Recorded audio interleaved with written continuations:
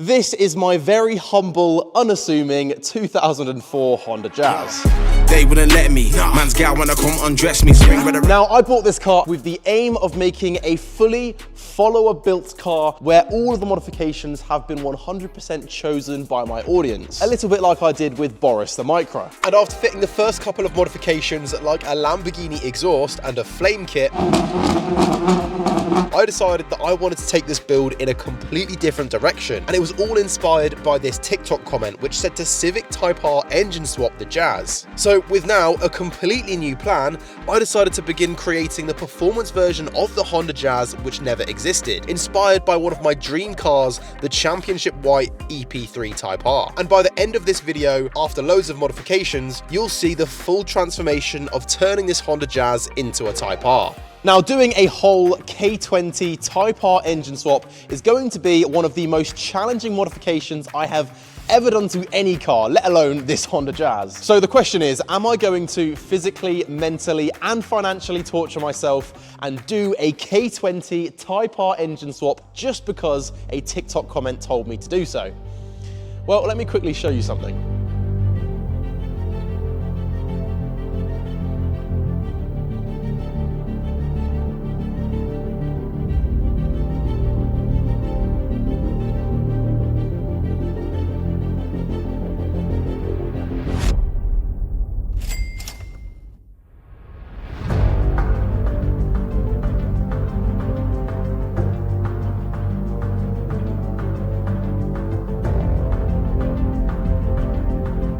I have gone out and already bought the Type R engine that the comment asked me to put in the Jazz. This is the K20 and it is arguably one of the most iconic inline-4 engines ever made. It's got VTEC and 200 horsepower. So the answer is very much yes.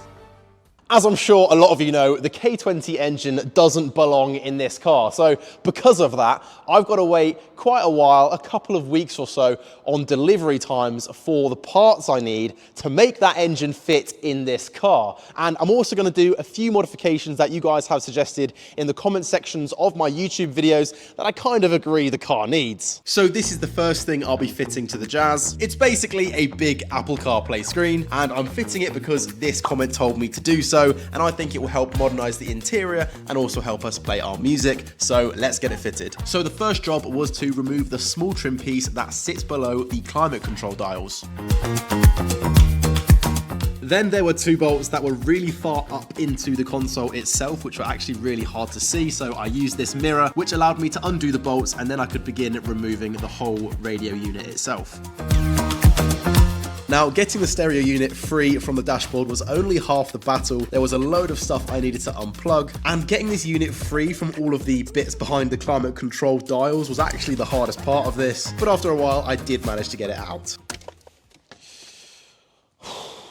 Well, this was very difficult to remove, but we have now finally got it out, so I think we can begin fitting the new screen. But before doing so, I had to transfer over a few things from the old radio unit, like this, and this. So these circular picture things which sit on the dials could just be taken off using a screwdriver, and then I could glue them onto the new unit. But as for these buttons, I could just simply unclip them from the old unit and then clip them into the new one.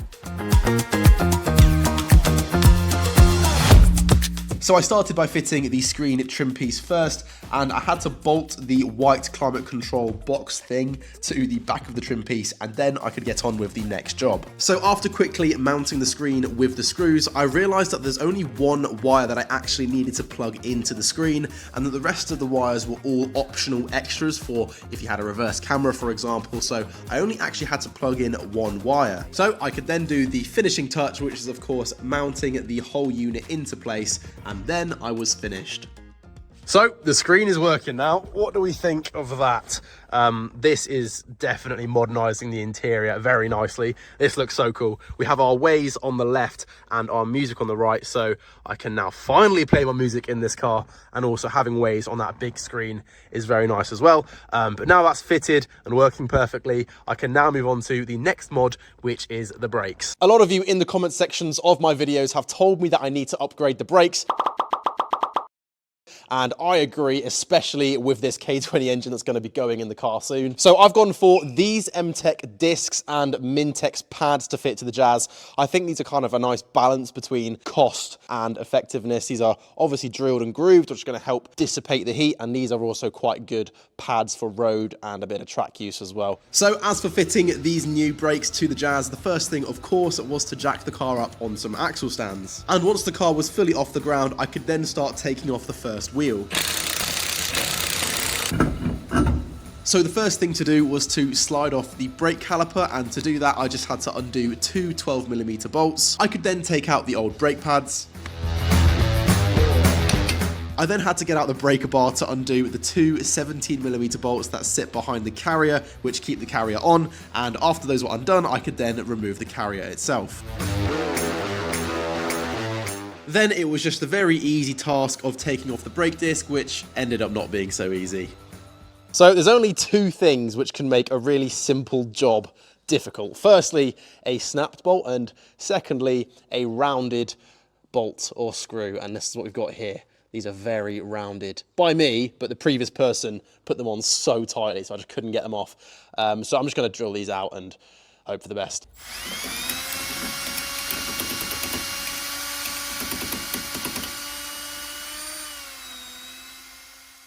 So I'm back, it's the next day. We're gonna try and drill this screw out now. I've got my friend Tom here who's got some lovely drill bits for me to use, which hopefully will make this a lot easier, so let's do it. Oh. Yeah. Oh, it did it straight away. It just snapped. Yeah, that's what happens when you have a bitey drill bit that does what you want it to do. Oh my God, it did a thing. They were magic drill bits. God, you have no idea how long I was doing that last night. Wow. So after I eventually got the old brake disc off, I could then of course get the new brake discs fitted. Then I could put back on the carrier. After that I could wind back the caliper piston, which then allowed me to fit the brake pads. And then the final job was to do up the two caliper bolts, and then I was done with this corner.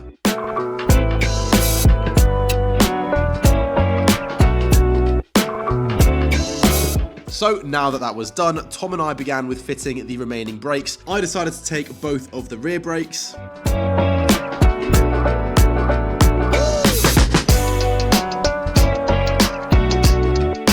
And then Tom took the front driver's side corner. Tom does also have a YouTube channel, and I will leave the link to it in the description of this video.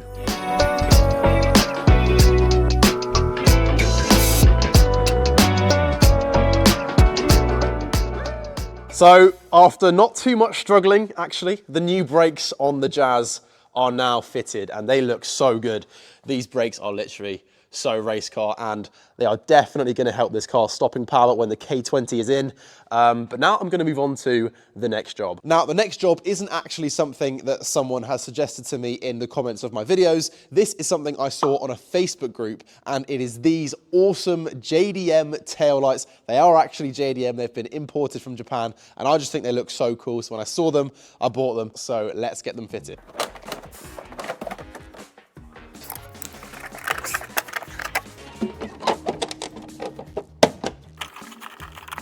What do we think? I think these lights look so good. They are definitely much better than the standard lights. Let's get the bumper back off and then get the last one fitted.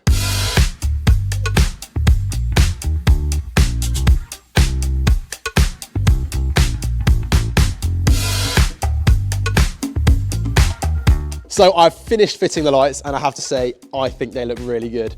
These honeycomb style LEDs for the daytime running lights look amazing. I just think this is a massive upgrade from the standard lights. So yeah, I'm just gonna quickly test if everything works, and then we can move on to the next mod. So our daytime running lights obviously work. We've got our brake light, and we've also got our indicator. Oh yeah, there's a reverse light as well. So the lights work, I'm very happy, and I think they look really good. But now I can move on to the final modification that I'm going to be fitting to the Jazz in this video, and that is a set of number plates. But one of them is a JDM style number plate that we can fit in between the exhaust tips. Now, a surprising amount of you have asked me to do this, such as this comment, and this comment, and I agree, this is definitely going to elevate the look of the Jazz from the back, so let's get them fitted. So before I could fit the JDM style plates, plate, I firstly had to get out the angle grinder and just do a bit of trimming to make sure that the plate would actually fit in between the exhaust tips, and considering my very limited skill with an angle grinder, I don't think this looks too bad. Then all I did was just get some double-sided tape and I just stuck the plate on as straight as I could get it.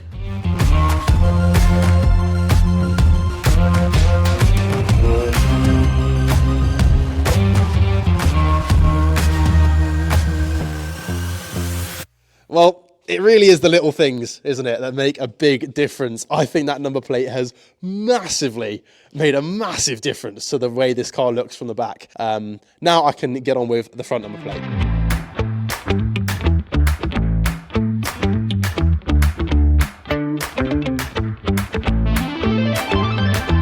So the new front number plate is now on and it is looking 10 times better than that old one. Now this engine does not belong in this car, so I've had to buy a load of parts to make this fit. Like the engine and box, obviously, which cost 1,900, the shifter and cables, 300, the stainless steel exhaust manifold, 300, the wiring harness, 300, the Hasport engine mounts were 350, those are a vital part to this swap, and a load of extras, which gave us the total of 3,710 quid. Now this doesn't even include other parts we're going to need, like the cooling system. So this swap is likely to be even more expensive than that. But why did I choose this engine?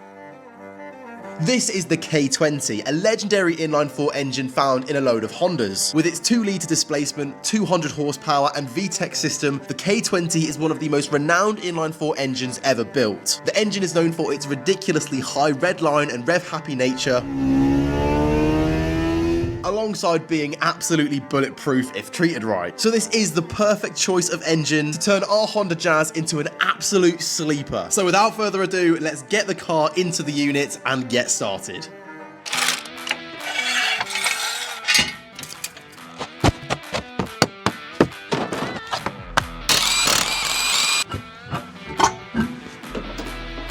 So the car's up off the floor, we've got the wheels off. Now we can start with the first job, which is of course removing the standard 1.4 engine. Now when it comes to removing an engine, I've got experience of doing it with a Micra, but a Honda Jazz is a whole different ball game for reasons you'll see later. But I just got started by removing the battery, and then I got underneath the car to start removing some fluids. Now there are two types of fluid that we have to remove from the Jazz. Firstly, the gearbox oil, because that would just go everywhere when we take the engine out, and secondly, the coolant, because we need to disconnect the whole cooling system before we can take out the engine.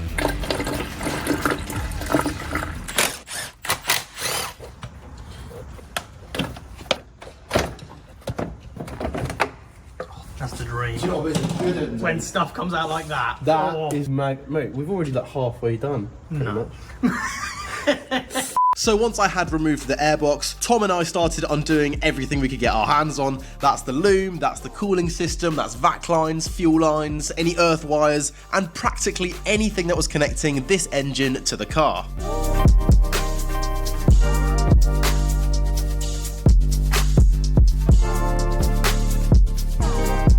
Then we decided to remove the bumper in order to get better access to the radiator and to unplug the AC system.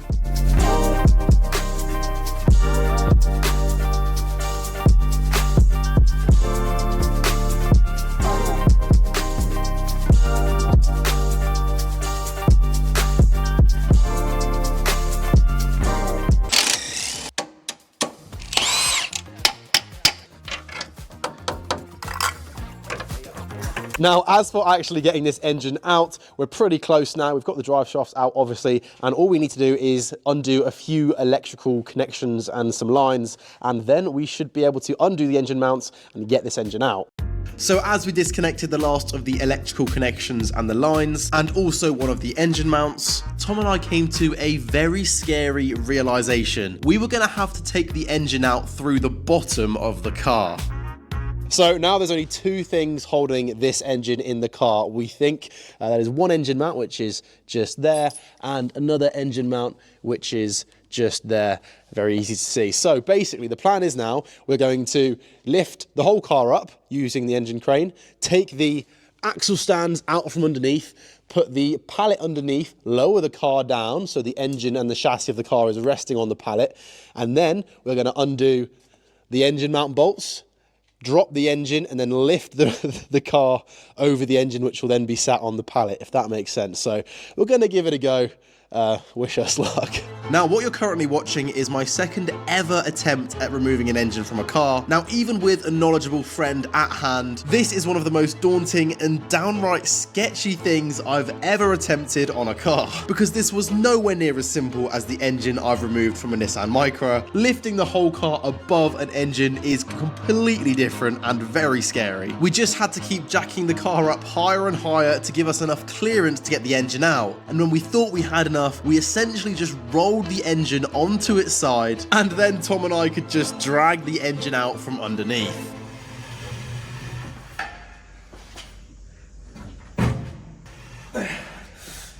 This is so professional. Mate, we are the garage. Oh my god. High five, bro. Oh, 2 seconds. Hold on. The Jack McNeill. We have done it. We did it, bro. And then K20 straight in the bay. Yes. No question, no gearbox. Guys, remember to subscribe. So after all of that, we could get the car back down and safely on some axle stands.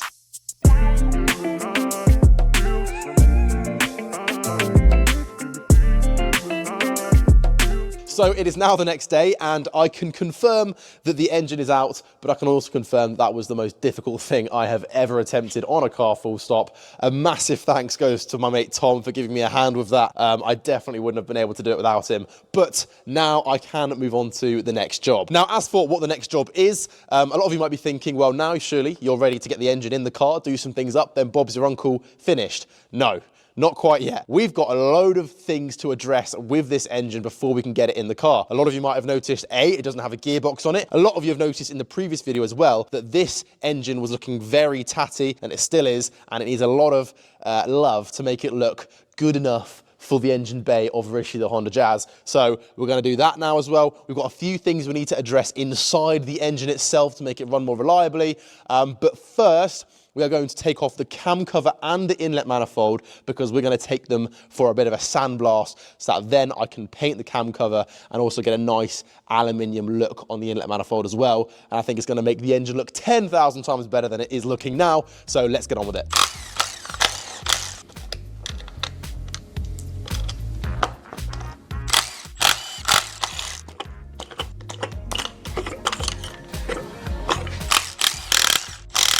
The cam cover was now ready to come off, but I left it on just whilst I was taking off the inlet manifold, just to protect everything underneath.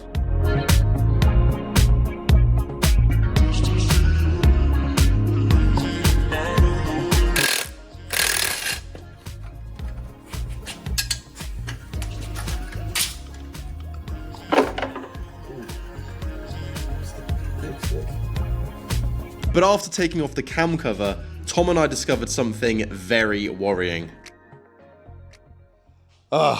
Ladies and gentlemen, I've got some bad news. So I've just taken the cam cover off the K20, as you saw, and there is some damage. So let me just show you. If you take a look at that roller just there, there is loads of kind of etching into it. There's damage to the metal. I have no idea how this happened. Honestly, I'm a little bit out of my field of expertise with this, but I know that's not good. If metal shavings have got around the engine, then that is pretty much engine goodbye. So yeah, not ideal. And also, that's not even all of it. There's like a load of scoring. If you see kind of like the scoring on the top of the cams here, it's kind of like a black markings. Again, I don't know what this is caused by. A little bit there, a little bit there. Like there's just lots of things which don't look good to my very unexperienced head. But I do know that for a fact is very bad. So this is not good. Yeah, this engine might not be okay. So what am I going to do about this damage? Well, there's option one. I can just forget it exists and put the engine in the Jazz and just cross my fingers. I'm not going to be doing that, don't worry. There's option two, where I replace the cams, the rollers and the rockers and just hope and pray that no metal shavings have been circulating around this engine. And there's option three, where I just get a new engine. Now, there is some good news. Option 2 and 3, I can do completely for free. The guy who I bought this engine off is an absolute legend, and he's offered to replace the camshafts, rollers and rockers, but he's also said, look, Jack, if you just want a new engine, you're more than welcome to come up and grab a new one. So that's what I'm going to do.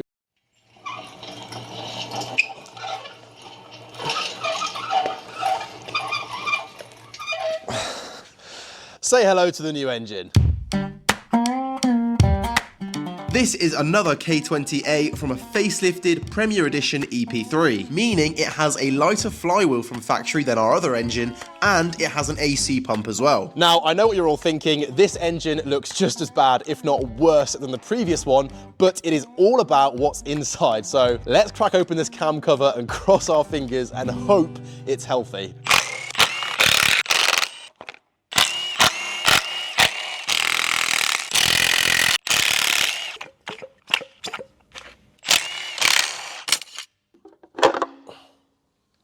Oh, that looks much better, doesn't it? So for context, this is what it looked like under the cam cover of the other engine. So there was black scoring on the cams and there was that big piece of metal etching in the roller. But now in our new engine, there is absolutely no damage whatsoever. The cams, the rollers and the rockers all look very clean and it just generally looks well maintained, which is a massive relief. So the first task to get this engine in our Honda Jazz is firstly to start stripping it apart, because later on in the video, we're going to be using a special technique to clean all of the major parts of the engine, which is going to make this tatty K20 look 10 times better. And also, just to be safe, I am also going to be changing the timing chain. So I started by removing the inlet manifold.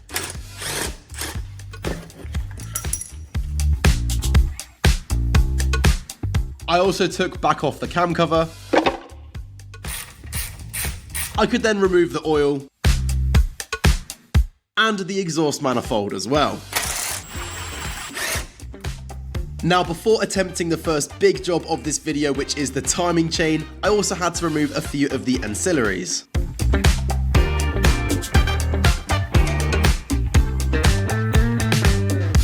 So to get on a new timing chain, the first step is to get the engine at something called TDC, which is where cylinder 1 is at the very top of its range of motion. We can then lock the cams using this camshaft locking tool, which makes sure the cams stay in the same place, and then we can go ahead and remove the front cover.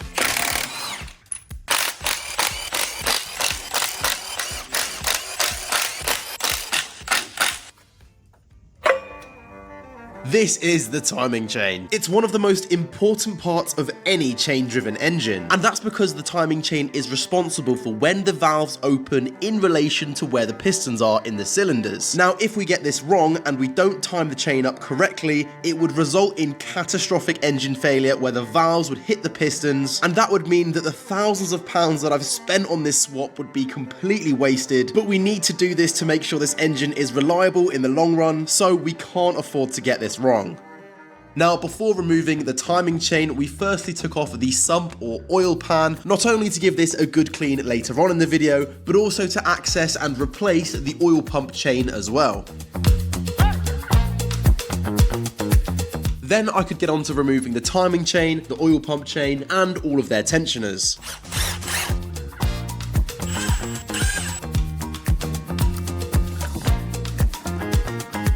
Come 2 chains.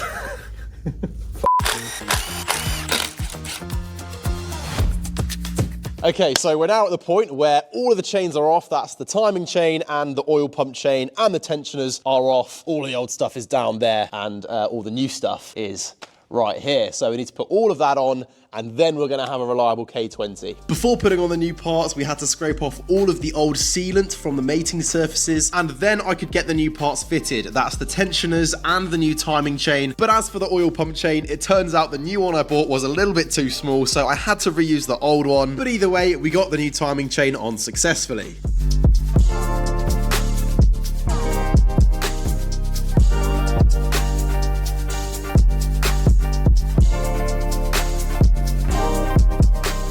After Tom gave it a really good clean in some hot soapy water, I could then get back on the front cover. Now, before doing so, I had to cover all of the mating surfaces with this special sealant, and then I could line up the front cover and bolt it back on.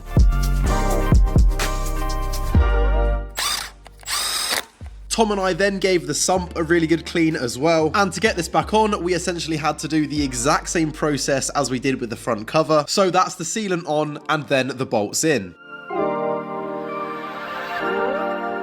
Right, so I've cleaned up a little bit, but Everything now internally on this engine has been done. The timing chain has been fitted correctly and timed up properly, and now the front cover and the sump have been sealed and put back on the engine, so we are getting there. So the special method that we're going to be using to make this engine look 10 times better than it does currently is something called dry ice blasting. Now this should help strip off a large portion of the dirt on this engine and just make it look so much more presentable than it does currently. Now, I even had a quick go at this myself, and I can confidently say it's one of the most satisfying things I've ever done.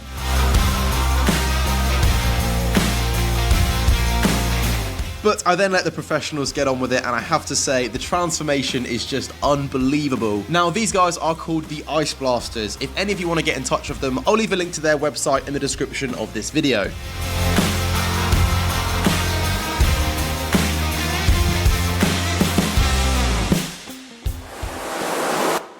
So after the dry ice blasting, I have to say this has been completely transformed. So we've got our gearbox, which I don't think I got a pan of beforehand, but trust me, that was filthy. It's way better now. Same goes with the inlet manifold. That looked disgusting. Now it is way, way better. But the engine is the main piece. We've managed to completely strip off the paint on the rocker cover, which means it's now ready for paint. And the engine block went from a pretty dirty, oily engine block to now a nice, clean, silver-colored engine block, which looks so much better. So the plan is now we need to get the engine back together. We need to make the Jazz rollable and then put both the engine and the Jazz on the trailer, take it to the exhaust company where they have the ability to weld, and they've also got a lift, which means we can do all of the chassis and subframe modifications that we need to do to the Jazz to make the K20 fit, because it doesn't just fit straight in.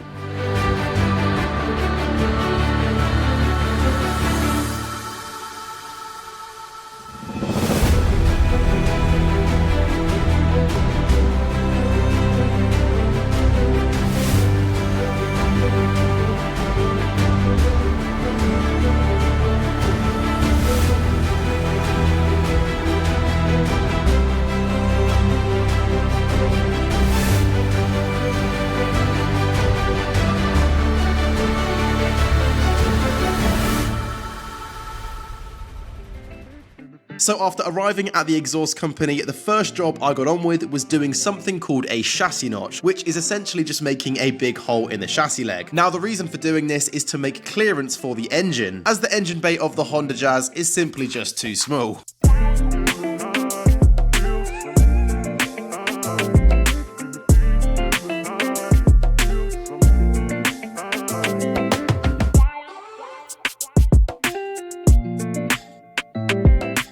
Now that was done, the next step was to remove the subframe, which would help give us all the clearance we need to actually lift the engine into the engine bay, and we need to do a little bit of cutting into the subframe itself as well. Now the reason for cutting into the subframe is the exact same for why we cut into the chassis leg. It's because a section of the gearbox would be touching the subframe if we didn't cut it out, so we needed to do a notch here as well. And I'm aware this is not going to get any awards for being a work of art, but it does the job. Now, the last place you need to cut when doing this swap is on the front panel, because the inlet manifold of the K20 would be touching the front panel otherwise, so I had to do another cut here as well.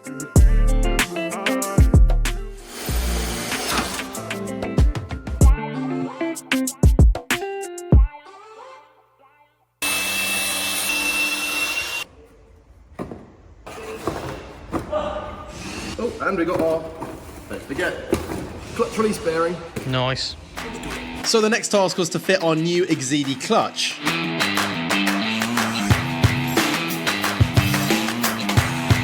Once our new clutch was aligned, I could simply bolt the pressure plate into place.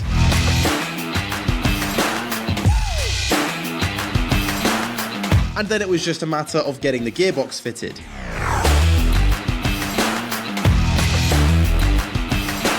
Now the final job we had to do before getting this engine in the Jazz was a bit of welding. Now I can't weld for the life of me, so I gave it to the professionals at the exhaust company. And if any of you need custom exhausts made for your car, these guys are the best in the game, and I'll leave a link to them in the description of this video.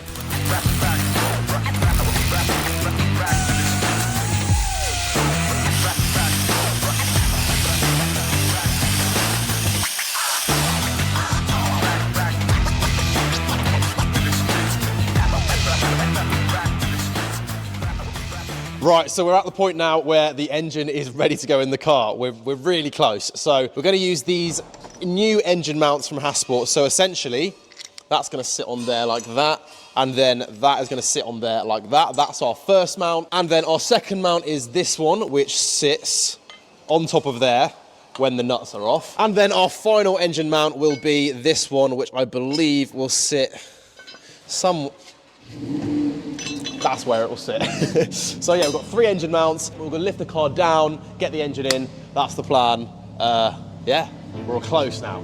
So, ladies and gentlemen, this is it. All I had to do now was bolt up engine mount number 1 and engine mount number 2. And then we could start the process of lowering the car over the engine. This is the moment everyone's been waiting for. It's the moment where this TikTok comment and the 54,000 people that voted for it finally get what they asked for. A Honda Jazz with a Civic Type R engine mounted into it. If this is not worth a subscribe right now, then I don't know what is. If you haven't already, make sure to smash that subscribe button and also like the video. Now, the trick to getting the engine in was to have Tom on the lift controls, lowering it really slowly. Meanwhile, I could watch whether the engine was going to hit anything on the chassis, and I could make tiny adjustments to the position of the engine until it was lined up perfectly, and then we could lower the chassis over the engine.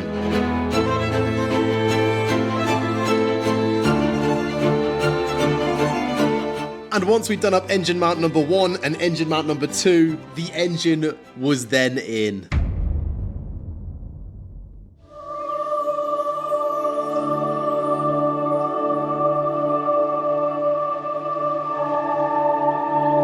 So with the wind in our sails from just getting the engine in, Tom and I then had to get the exhaust manifold into place, and then we also had to get the subframe in. The reason why we had to get the exhaust manifold on this early is because it's impossible to fit after you fit the subframe, and once that was done, we could then mount up engine mount number 3. Well, this feels like a little bit of a successful moment. The K20 is in the Honda Jazz, and it is looking like a certified race car. The subframe's in, everything's been mounted up. We've got our Hasport mounts there, and also just down the back there. So yeah, all we need to do now is get the Jazz on the trailer, get it back to the unit, and then connect everything up that we need for the first start. So that's the plan. We're driving cars on a Mars tonight.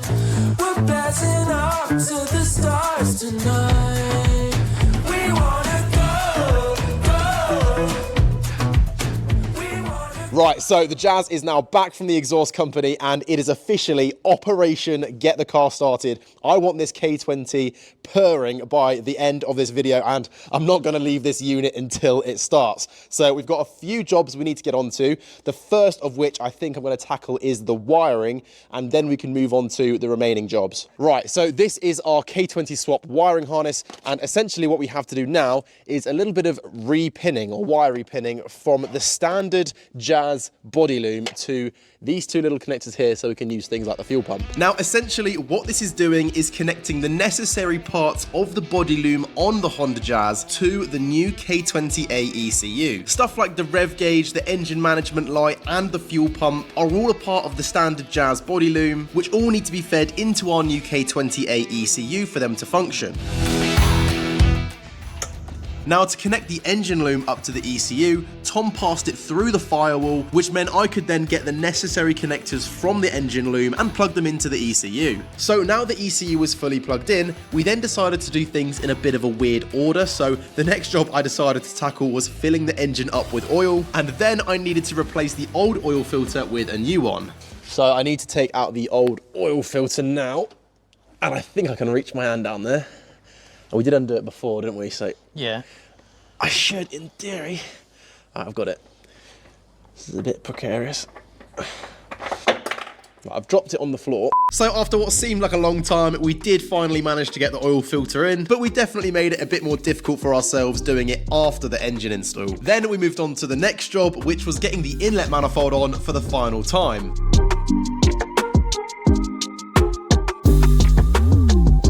Boom. Right. Job is a good one. Oh, this clearance, not Mate, lots. It is beautiful. There's clearance It's like there, we though. are professionals. And then we had to worry about how we were going to run the fuel lines. Now, we didn't actually buy fuel lines before this, so we employed the bodge of the century. Now, essentially, what we did was we put an old piece of AC line and used it as kind of a joining pipe for 2 pieces of old fuel line. And once we got this new masterpiece installed, it looked impressively not bodged, which I was very happy with. But all jokes aside, don't worry, this is not going to be permanent. It's just to get the car running in this video. But even so, the engine bay was really starting to come together. And then the final job to get the K20 running was to fit the engine loom. That's all the connectors for the coil packs, the injectors, the sensors, the starter motor. And this job is fairly easy because it's pretty intuitive where things are supposed to go, and all of the plugs can only be plugged into the correct place. So it is fairly simple.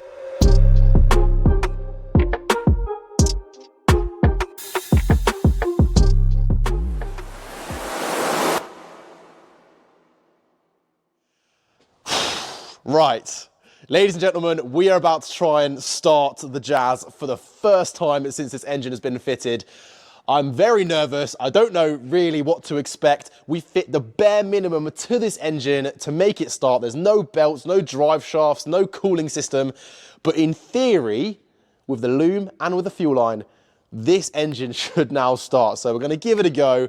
After all the hard work, I'm really keeping my fingers crossed that this starts, so let's try. So, ladies and gentlemen, this is it. I've spent thousands of pounds on this engine swap, and Tom and I have put hours and hours of blood, sweat, and tears into making this work. This moment now, finding out whether this engine will start, will dictate whether all of that time, money, and effort was worth it, or whether we need to go back to the drawing board. Okay, this is actually gonna stress me the hell out. Give me 2 seconds while I bodge the throttle position sensor so we have throttle position. Okay. Yeah. It's on. It's beeping. Cool.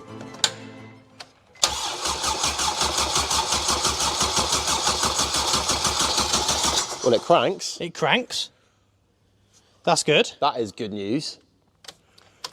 I don't think we've got fuel. No, I heard the fuel. fuel pump. I heard the fuel pump. I heard fuel pump there. Me, that's loud.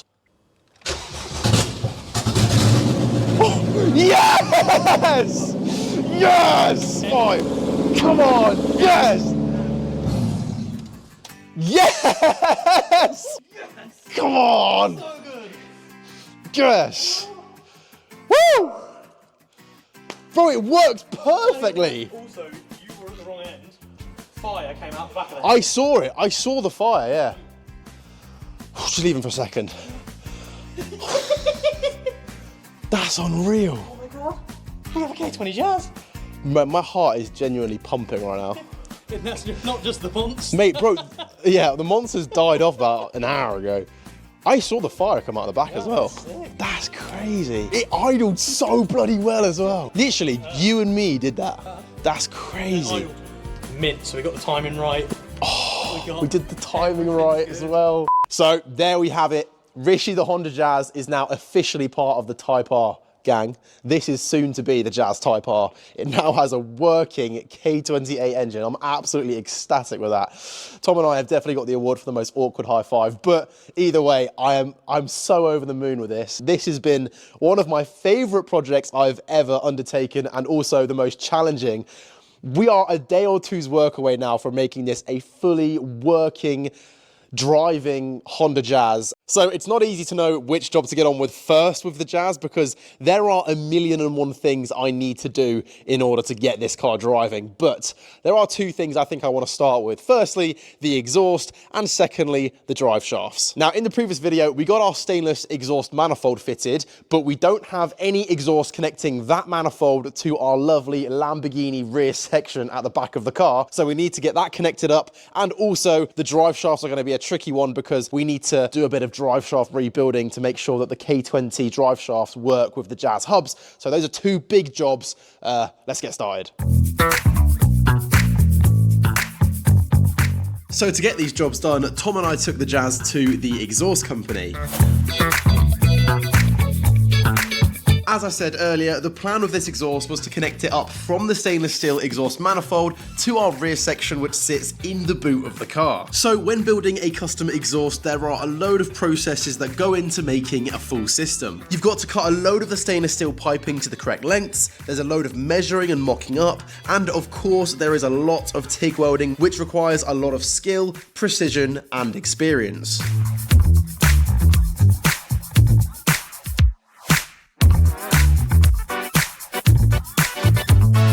So after finishing all of the welding on the bench, Tom and Josh then lifted the exhaust into place underneath the car. All that was left to do was for Josh to weld on a few exhaust hangers, and once that was done, he was finished. So Josh is currently drawing on my exhaust. This is going to be an attempt at a joke. Is it going to be funny? Oh. It's going to be loud. It's the volume symbol, isn't it? So. It is going to be very loud. The only thing we have in this exhaust muting it is this, which is tiny. I mean, it's the smallest little silencer I've ever seen. So essentially, this is going to be a very loud exhaust. It took a lot of convincing to make Josh put this in the exhaust because he wanted it to be a complete straight pipe. But we do have one silencer, so hopefully I don't get a headache after 5 minutes. So after Josh was finished welding on the volume symbol, we were ready to hear this exhaust. Right, so the exhaust is finished and we're gonna give it a start now and see what it sounds like. This will be the second time we've ever started this. Obviously we started it in the last video as well. So Tom, do you wanna do the honors?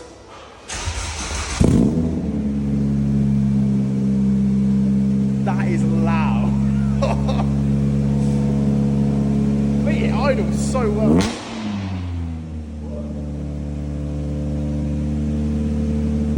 Put a silencer in it right now. When I told you that would be too loud. Now, you'll see exactly how stupidly loud this car is later on in the video, but for now, let's get these drive shafts sorted out. As I mentioned earlier in the video, the basic premise of what we had to do here was to take off the ends of the standard K20 drive shafts and replace them with the CV joints that work with the Jazz hubs. And whilst I'd never rebuilt a drive shaft before this, Tom had, so Tom went first to show me exactly how to do it.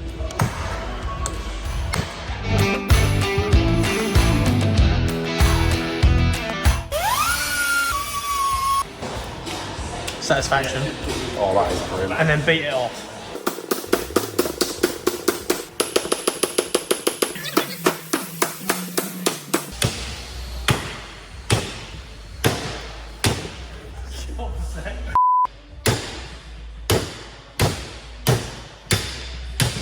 Swear to God, this thing's gonna piss me off. Why is that not coming off? Got it off. So after Tom got it off in just 2 hits, I was then ready to get the new CV joint on the end of the drive shaft. Now before doing so, you have to smear grease all inside the CV boot and the CV joint itself, and then you can get it fitted, which again involves hitting it with the hammer. And I was determined to get it right. This is not my forte, I'll be first to admit it. I can tell. But ladies and gentlemen, after far too long trying this, I finally got it right.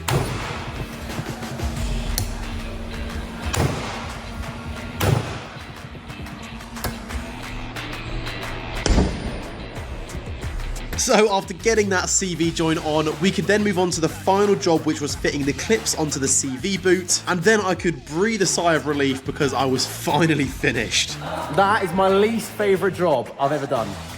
Because you sucked. All that was left to do was to get the drive shafts fitted. Now, the passenger side was fairly simple, but the driver's side was a little bit more tricky because we had to get this mid-shaft fitted as well. But it wasn't too difficult and it didn't take us too long to get the drive shafts fully installed. Yeah. We're on.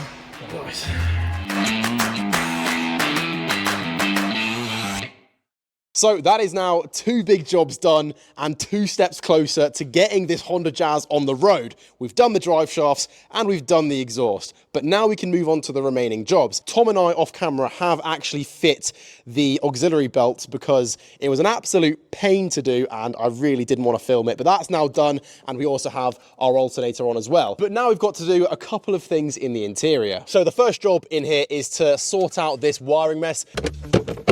So I firstly took out the glove box tray, as this is where I'd be mounting the ECU, and then I could work on getting all of the wiring fed back behind the dashboard. I then angle grinded a big hole out of the back of the glove box tray so that when the ECU is mounted, I can plug in all of the wires through the back.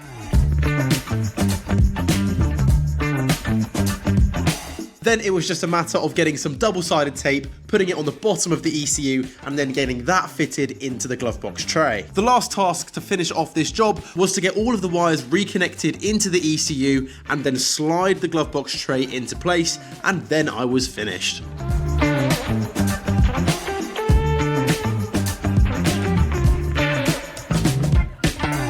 So now moving on to our throttle cable. This is our standard Jazz throttle cable, and that needs to connect to the throttle down here. And it usually connects through this bracket on the EP3, but for the Jazz, this is too short. So we need to modify this bracket and bend it all the way around here so that we can essentially just plug the cable in there. So Tom got out the angle grinder and started to do this modification to the throttle cable bracket. Whilst he was doing this, I could undo the gearbox oil bolt and start filling the gearbox up with oil. And since we had completely drained the gearbox previously, I had to put in about 1.5 litres. And once the gearbox was fully topped up, Tom could get his new throttle cable bracket bolted on. And once it was fitted, he did a bit of adjusting in situ using some pliers and the hammer to bend the bracket into the exact place that he wanted in order to get the throttle cable to reach. And just a reminder, if you've not yet subscribed, make sure to do so because it is completely free and it will really help me bring you more regular videos like this in the future. So smash that like button and click that subscribe button if you haven't already. Now we've got our throttle pedal sorted, it's time to sort out our clutch pedal. The first thing to do was to connect up our clutch master cylinder with our clutch slave cylinder using our braided clutch line that we'd bought off eBay.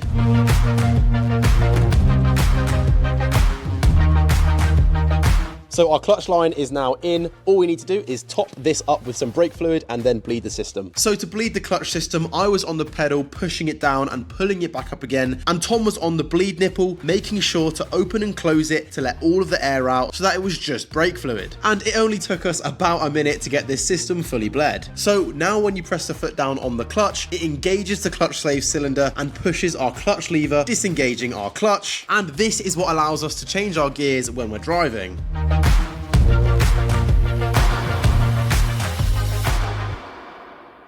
So the only other job we have to do in the interior is to get this fitted. This is a gear selector and it's come out of a Honda Integra DC5. It's not only the selector, but we've also got the gear cables here as well. And it's going to sort out the fact that this isn't connected to anything. So the first step when doing a gear selector change is of course to remove the center console, which gives us access to the standard Jazz gear selector. And then we can go ahead and remove this gear selector, and there's just 4 12mm bolts holding it into place. And then I had to get out my trusty angle grinder once again to cut away a bit of the plastic to make some space for the gear selector cables. So now there was some clearance, I could feed through the gear selector cables and also get the new gear selector mounted. There was a little bit of an issue here that I could only put in the rear 2 bolts as the front 2 bolts weren't in the correct place to bolt into the Jazz, but for now this will be alright to get it driving. So now the selector was in, I could get the cables through into the engine bay and then get them fitted onto the gearbox, remembering to fit the split pins to secure them into place. Ladies and gentlemen, we are now on to the final job that we need to do to get this Honda Jazz driving, and that is the cooling system. Now, there are 2 major components to this, the stock Jazz radiator and this, which is a swivel neck thermostat housing. And basically all this allows us to do is to control the orientation of the thermostat when it's fitted. And all we have to do is to connect this port of the radiator up to the engine and that port of the radiator up to the thermostat, and then we're finished. So I started off by getting our thermostat housing fitted onto the block of the engine at the correct orientation, and then it was the mammoth task of getting a really small coolant hose onto the thermostat. We had to use the heat gun and a bit of lubricant to get it fitted, and Tom and I took turns to use every single muscle in our body to get this coolant pipe fitted onto the thermostat, but after a load of struggling, we finally managed to get it fitted. And then it was on with the radiator.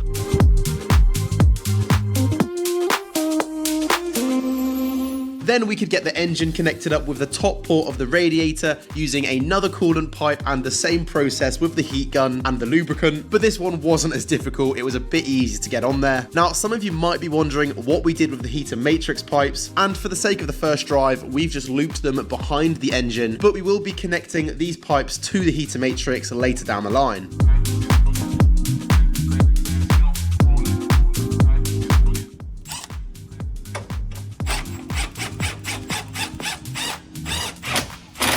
So now the cooling system was fully in, I could then get the battery fitted.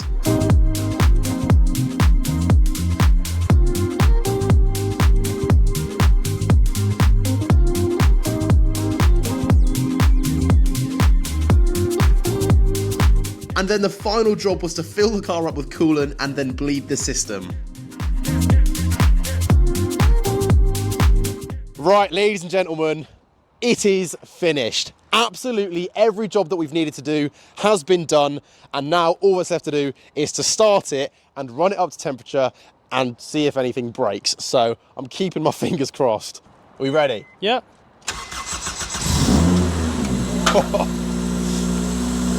Oh, it sounds so much better now with an exhaust. So after bleeding the cooling system and running the car up to temperature, we made sure to check for any leaks, and after not finding anything, we were actually finished. Oh God, to think that you only blipped it a tiny bit at the exhaust company. But it was on very cold start, so. Actually sounds quite good, to be fair. Sounds quite good.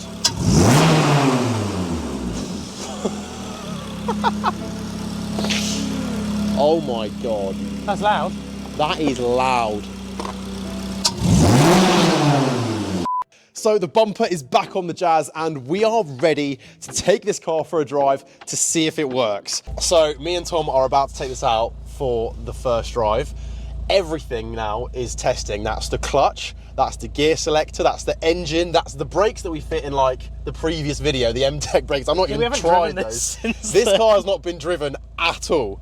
And it's not even moved under its own weight for a good month and a half, 2 months. So we've got a lot on the line here. Let's go. I am nervous. I am nervous. I am nervous. We built this car questionably. No, we didn't. We did. We built it pretty well, considering, like... Mate, I can't express how light it feels. The car feels like it weighs like a feather. It used to feel heavy because it had like 5 horsepower. Very light, very light. Very jolty. It's very jolty. Very jolty. that will... We're in second. Oh my God. It's very rattly. It's not. Mate, it's so loud. Oh my God. Yeah, this is pretty ridiculous. The whole car is vibrating. Mate, the whole car is vibrating. Yeah. Do we send it?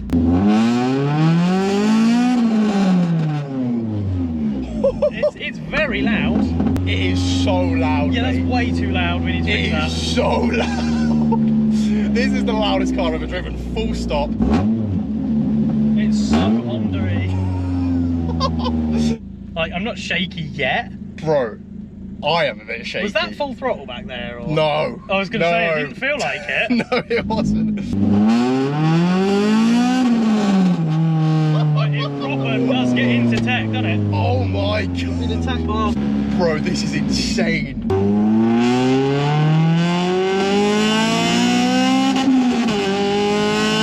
Oh my God. It's so Honda-y.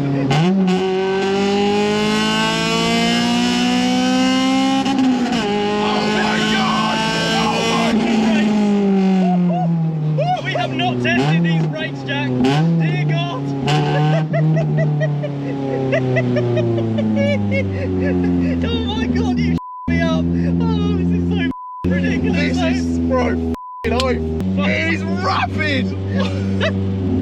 This is bro, when it hits VTEC, that is like glorious. Oh my god. Can you believe it's a Honda Jazz? What the people on the road must have been thinking, what the f is that so loud? What? I'm genuinely a bit speechless. I really don't think I've driven a car more fun than that in my life, and I really don't think I've ever owned anything in my life which has given me so much joy. Like, that is, honestly, from building that, learning along the way with my mate Tom, and just getting it to the point where it now drives like that, it is such an incredible feeling. But where to go from here? Well, a lot of you might be wondering, how much more powerful is this Jazz than a completely standard one? Well, that's what we're going to go and find out now.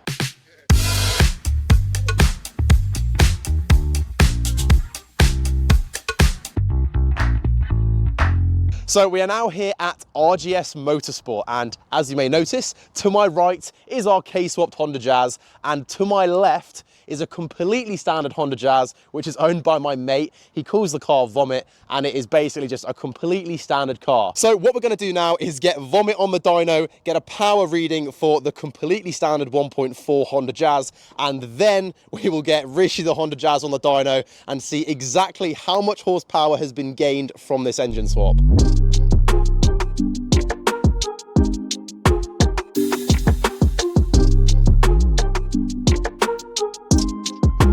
So after 3 runs on the dyno, Vomit, the Honda Jazz, made a measly 73 brake horsepower at the crank, which is even less at the wheels. So how much more horsepower would Rishi the Honda Jazz make over the standard car at 73 horsepower? Well, we got the car on the dyno to find out.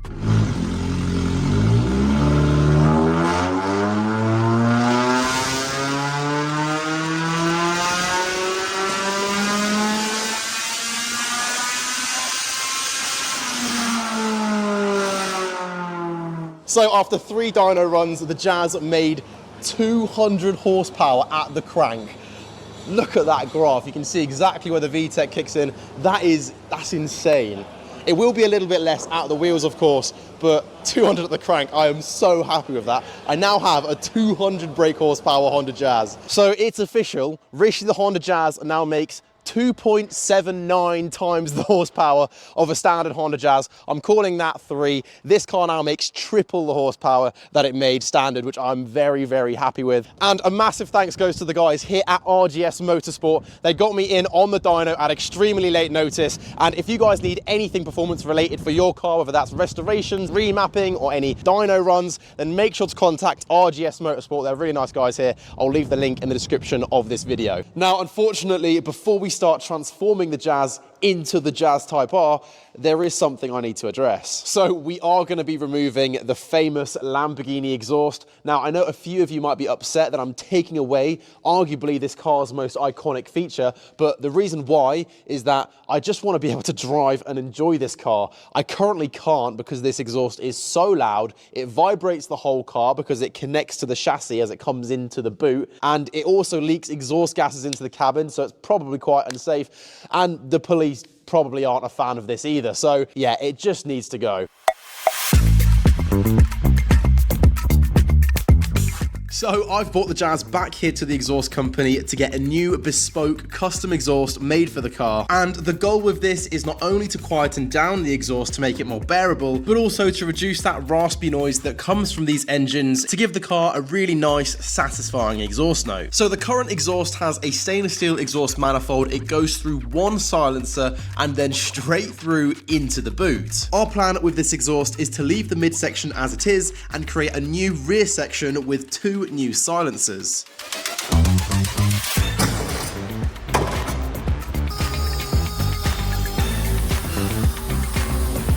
So after removing the old rear section of the exhaust, the guys at the exhaust company could begin building our new rear section. As I've mentioned before, building a custom exhaust requires a lot of measuring and mocking up, some cutting, and of course, a load of TIG welding. And And doing this properly so that the exhaust not only works as it should, but also looks the part as well, is a very difficult job. And the guys here at the exhaust company are the best in the game, so I'll leave a link to them in the description of this video. Now, not only are we fitting more silencers, but we are actually reinstating the flame kit into this exhaust as well. So even though the Jazz won't be as loud, it will still be able to spit massive flames.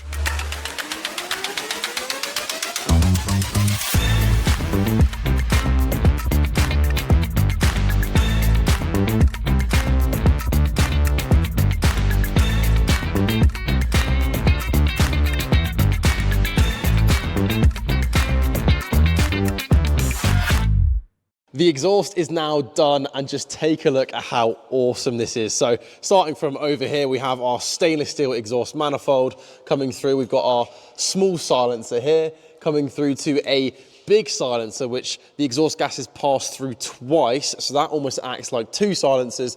And then we've got one more silencer out here, and then the Japanese style single skinned exhaust tip. I just think that looks so, so good. Let's get the car down and see what this sounds like. It's a lot better, isn't it?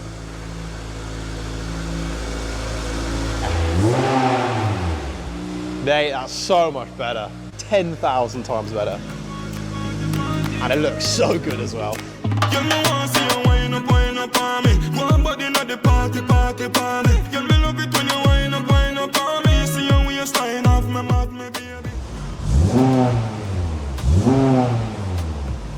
Now, before leaving the exhaust company, I made sure to get these sort of columns welded underneath the gear selector, because if you've been watching the build, you'll know that we could only bolt in the rear two bolts into the Jazz chassis, and the front two corners of the gear selector needed the support.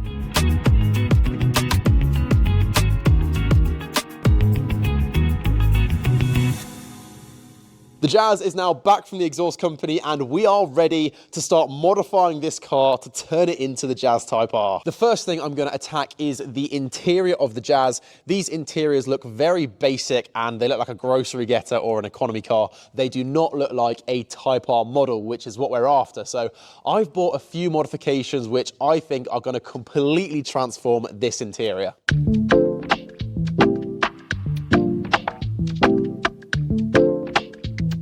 These are a set of seats from a Honda Civic EP3 Type R, and they're in great condition. Now, a lot of you might be wondering why I chose the standard Type R seats over the lovely red Premier Edition JDM Recaros that are in my dream white on white EP3. The answer is they're painfully expensive, and these standard Type R seats are much more reasonable. I bought these for 150 quid.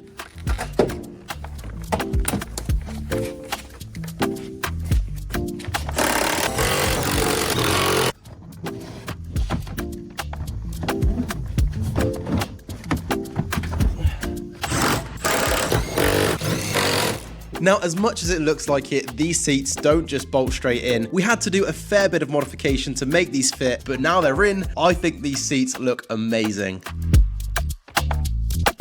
The next thing to fit is this gorgeous leather Momo steering wheel that has come straight out of a Premier Edition EP3. As for fitting this, I firstly pried off the airbag of the old steering wheel and removed it using the impact gun, and then I could just do that exact process again in reverse to fit our new Premier Edition Type R steering wheel.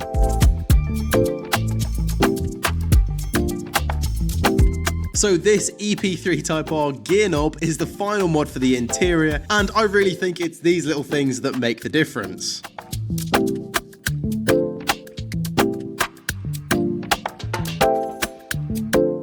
I have to say, I am absolutely ecstatic with how this interior has turned out.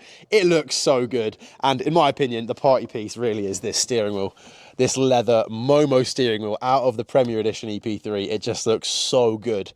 A lot of you may have also noticed I've got the Type R lanyard as well with red Honda badges on the key. I really have gone to town with this whole Type R idea because I just think it's such a good idea.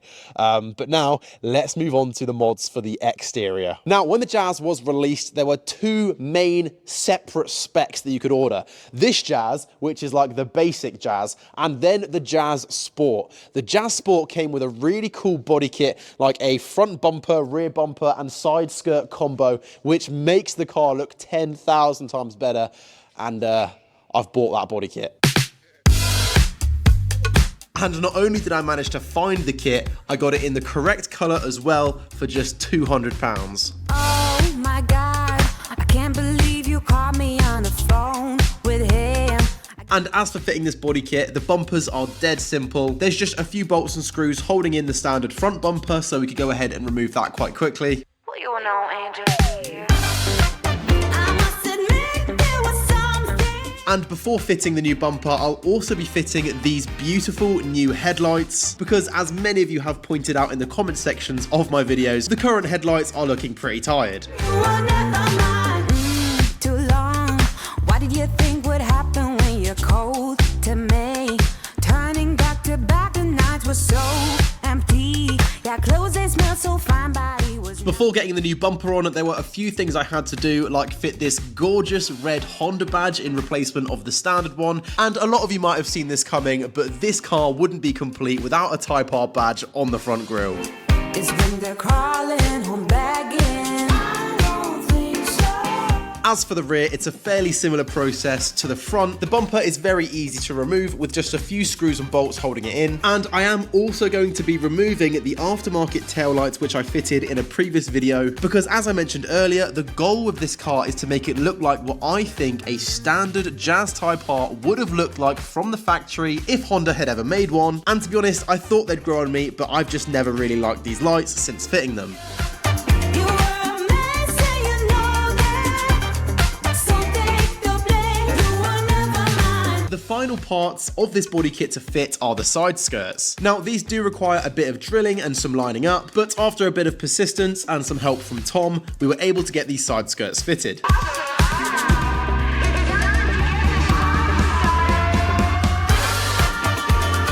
The final thing to almost complete the exterior Type R look is of course the red Honda badge and the Type R badge for the rear. Now, for those of you who are wondering, I will be getting a new boot soon, so this Jazz won't have 3 exhaust tips forever, but for the sake of this video, we're leaving it as it is.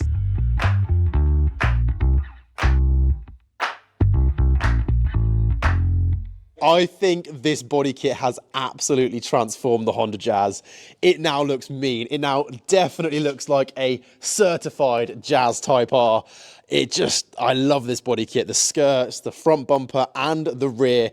It just looks so good. But there is one thing really letting this car down, and that is the wheels. So I've got some new wheels. Now, these are actually very rare and sought after. The reason why is because these wheels exactly emulate the Type R wheels that are on the Civic EP3, but instead of 5 studs, these have 4, so they can fit on the Honda Jazz. Now, the reason why they're so rare is because these were a factory option from Honda. When you were ordering your Civic, you could also order a set of these wheels, but not many people did because I imagine they were quite expensive, so these ended up being really rare. So when I saw these on a car on Facebook Marketplace, I offered the guy 100 quid and my old Jazz wheels so that we could swap them over, and then boom, I had them, but these were in a really bad damaged state, so I took them to the refurbishment shop, they refurbed them, got them powder coated in white, and then we also wrapped them in Yokohama 8008 RS tires, really, really good track and road tires. So yeah, a lot of hard work and money have gone into these wheels. Let's get them on the Jazz. If you guys are enjoying this video and you haven't yet subscribed, I strongly suggest that you smash that subscribe button, because not only is subscribing free, but by clicking that little red button, you are directly contributing to all of the future videos. So click that subscribe button if you haven't already, and remember to like the video.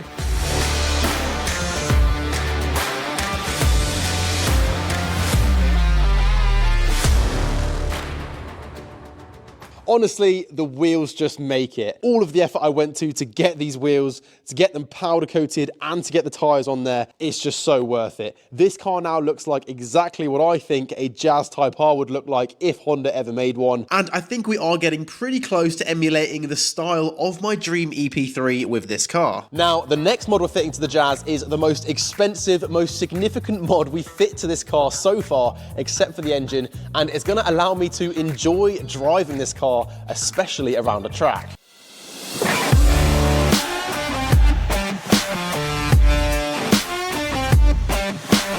Now, to fit this next insane mod to the Jazz, I've brought the car here to Evolution Autoworks in Twyford. And that's because this next mod is going to take a load of work to fit. And that modification is this insane big brake kit. These are a set of 4-piston Brembo brake calipers off a Megane RS. And not only are these going to look the part, they're also going to be very functional and help us stop this Jazz on a dime now that we've got a bigger engine with a lot more horsepower. Now, the reason why it's going to take a lot of work to fit these brakes is because to stop the wheels from touching our new bigger front calipers, we're going to need to fit spacers to the car. And in order to fit spacers, we're also going to have to fit extended wheel nut studs onto the hubs because the standard ones are just too short to fit both spacers and the wheels. So what seems like a simple job of just fitting a set of brakes is actually a lot more complex.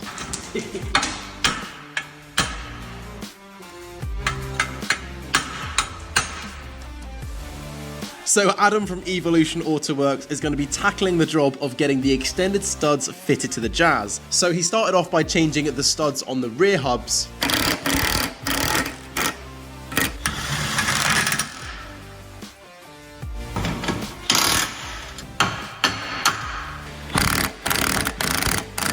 And since doing the rears is fairly simple on the Jazz, Adam was done with this pretty quickly.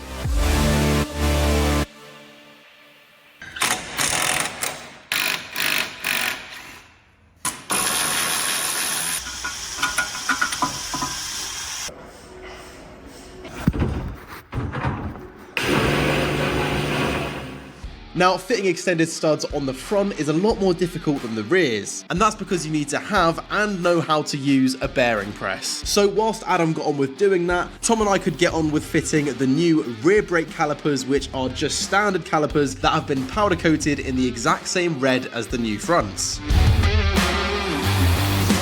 So once Adam was finished with fitting the extended studs on both of the front hubs, he could then get them back on the car, which then allowed Tom and I to start installing our new big front brakes. Now, it doesn't really do it justice on video, but these new brake calipers are so much bigger than our standard ones. They are absolutely huge.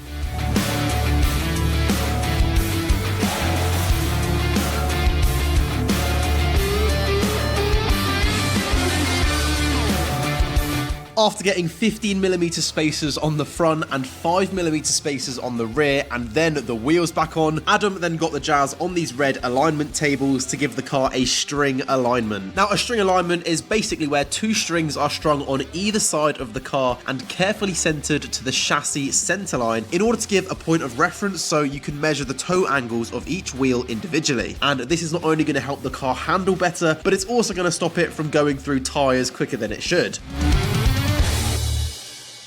So the Jazz Type R is now really getting there. This car is very quickly becoming one of my favorite cars I've ever owned. And just a quick one, we have also fit this intake using a bit of Boris's silicone piping. That is temporary, we will swap that out soon. But I am really falling in love with this car, from all of the stuff that we've done to the interior to now this amazing wheel, brake and tire combo. Yeah, I just really, really like this car now. Now, before I get into exactly what I've done wrong on the Jazz and potentially fixing some of those issues, I've got a load more modifications to fit to the Jazz to turn it into more of a Type R and to make it look even better.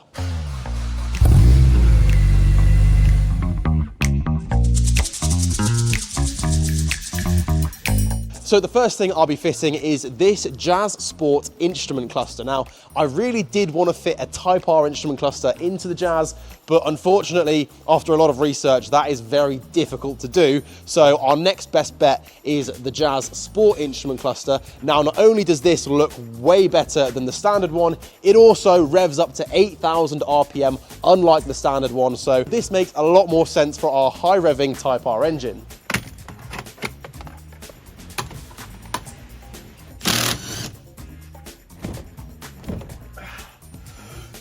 There we go.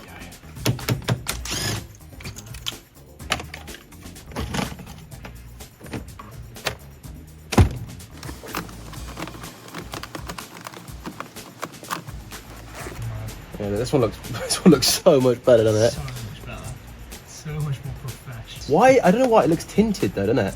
A little bit, yes. It This does. one you can see so easy. This one's tinted. Yes. It just looks like that looks like a Ferrari. That looks like a Honda Jazz. And the font as well. Yeah, the font just gives the vibes of I'm driving a race car.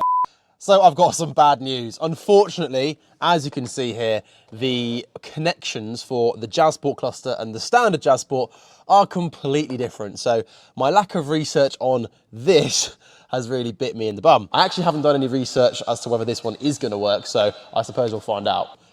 So yeah, I'm just going to have to put the standard one back in and think of a plan B in terms of the instrument clusters, but we can get on with now the next mod. And there is one thing I really think our Jazz is missing. In one of the previous videos on this car, we dry ice blasted the Type R engine before installing it. And when doing so, all of the iconic red paint on the rocker cover was removed, which has really changed the identity of this engine. You see, K20 is just a name of a family of engines that Honda made. Whilst there were many different variants, the K20 family can generally be split into two different groups, the red tops and the silver tops. The silver top K20s were generally less powerful and they were built for economy and reliability, but the red top K20s represent Honda's performance division, and these engines are more purpose built for horsepower, and they are generally the engines that find themselves in the Type R models. So since I'm trying to make what I think a Honda Jazz Type R would have looked like from the factory,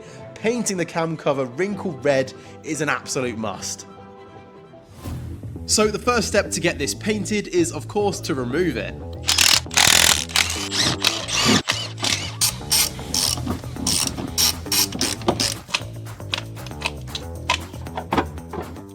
This is not designed to come out of this engine bay. Come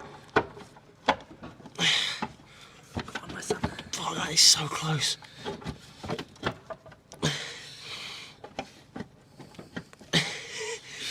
What? So after struggling to get the rocker cover off, we came to the conclusion that we had to lower the whole engine down in the bay by undoing some of the engine mounts, and then the rocker cover could finally be removed. And after getting our makeshift paint booth set up, we could start with all of the prep work. We began by attacking the surface of the rocker cover with a pad of Scotch-Brite. Now, not only does this help smooth the surface for the paint, but it also helps remove any residual dirt or grit. And whilst doing this, we also made sure to apply plenty of brake cleaner in order to help degrease it.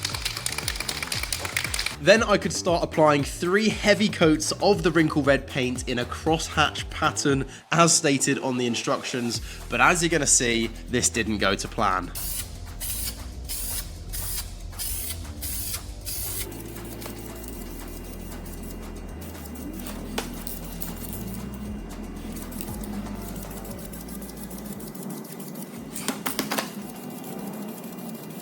So my lack of experience and knowledge with painting is really starting to show itself now.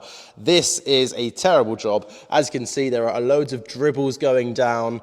It's just an absolute mess, and there's some separation here going on, which is caused by when there's grease or residual oil left on the surface. I thought I got rid of everything with the Scotch-Brite and with a brake cleaner, but clearly not. So we're going to have to completely redo this, but I am determined to get this on the car and looking amazing in this video, so let's do it. So to save me from having to repaint the rocker cover for a third time if I made another mistake, I gave it to my friend Lav, who is a very good painter, and he'll make sure that the finish on this rocker cover is better than I could ever get it. So whilst he gets on with that, I'll be addressing our 3 exhaust tip situation. If you remember in the last video, we removed the Lamborghini exhaust and replaced it with this normal, less loud exhaust. But I haven't yet removed the 2 exhaust tips sat in the boot, which is making the rear look quite odd, so I've bought this new boot lid to help solve this issue. So the first step to get our new boot on is of course to remove our old boot.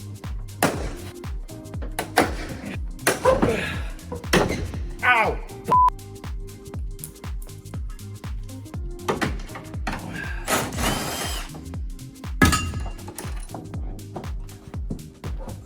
Whoa.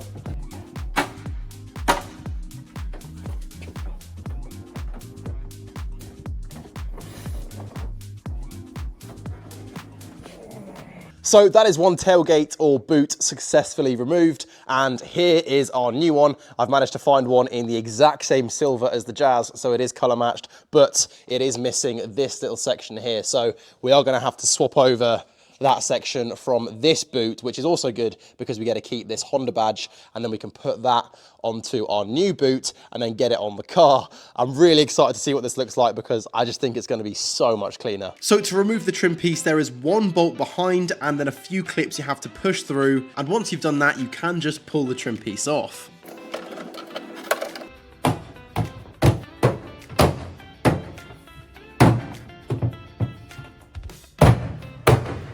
Then I had the not so fun task of trying to fit this boot all by myself. Now, removing a boot by yourself is one thing, but putting it back on is 10 times harder without another person to hold it for you. So I struggled. I was battling with cross-threaded bolts and having to hold the boot up for about 15 minutes straight, but after a bit of persistence, I got there. And just a quick reminder, if you are enjoying this video, smash that like button and subscribe if you haven't already. Liking and subscribing massively helps out the channel, and by doing so, you are directly contributing to all of the future videos on the channel. So make sure to smash that like button and subscribe. So as I expected, the new boot has made a massive difference to the look of the Jazz. It looks so much cleaner now without those Lamborghini exhausts, and I know a load of you are going to be very happy that I've done this. I will also be reinstating the Type R badge, but not until the end of next week's video, and you will see why I'm leaving it until then in that video. Same goes with making this wiper delete nice and flush. Again, you'll see why I'm not going to do that right now. But no, I think this is a massive improvement. But now let's go and see what our rocker cover looks like now that it's been painted properly.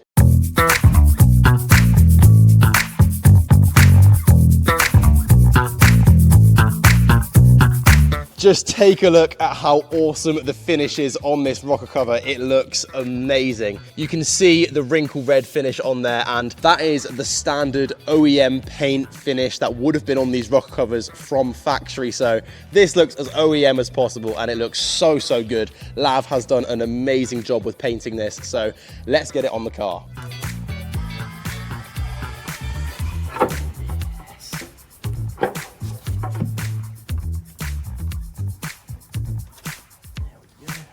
Oh mate, that has that just makes a huge difference, doesn't it? Like it makes a honestly, massive difference. That looks unreal.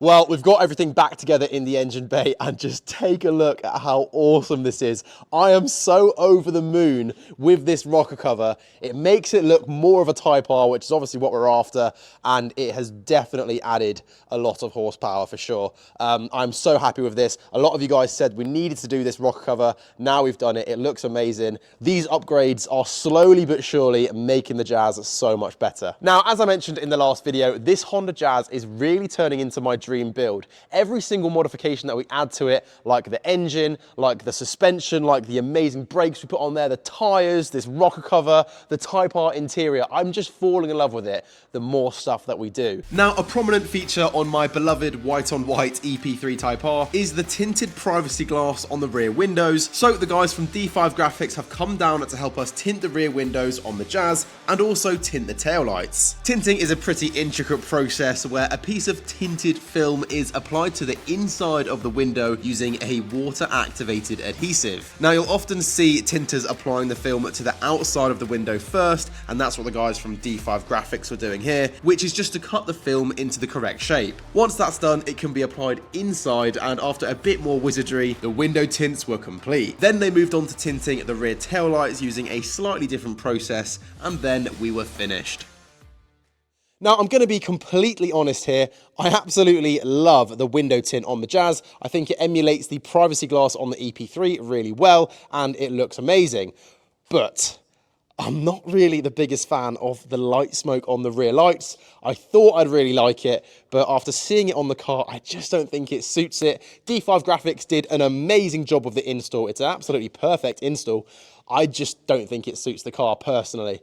So I have got something to fix this. So yeah, I've gone out and bought yet another set of taillights for the Jazz. This isn't the first, nor the second, nor the third variant of taillight I've tried. This is the fourth variant of taillight, so I'm hoping I actually like these ones. These are another set of JDM taillights, and whilst they are very similar to the old clear ones I had, the main difference is obviously this big red section, which I just think will look so much better. At this point, I could replace a set of taillights on a Honda Jazz with my eyes shut, but either way, the first step is to remove the rear bumper. The next step is to then remove the plastic piece of trim behind the taillights, and then there's 3 8mm nuts to undo and 3 electrical connections to unplug.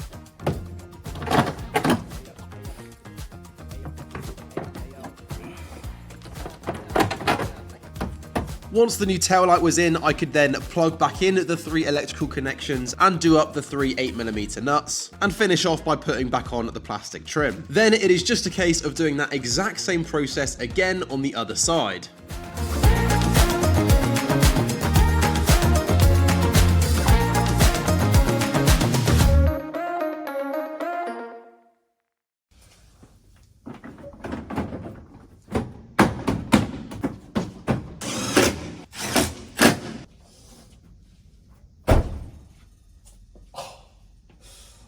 Oh my god, that is so much better. That is absolutely night and day. No one can tell me that that is not a huge improvement on those tinted lights.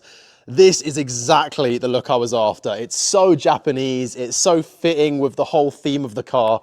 I just think these lights, they suit it so well. It took me a few attempts to get the taillights right, but we definitely have got the right ones on there now. Right, let's see if all of the lights work. So we have our daytime running light, our brake light, our right indicator, our left indicator, all seems fine, and our reverse light. Now, the next mod we've got for the Jazz is quite frankly the biggest, best, most expensive mod we will fit to the Jazz in this video, and it is going to completely transform the interior.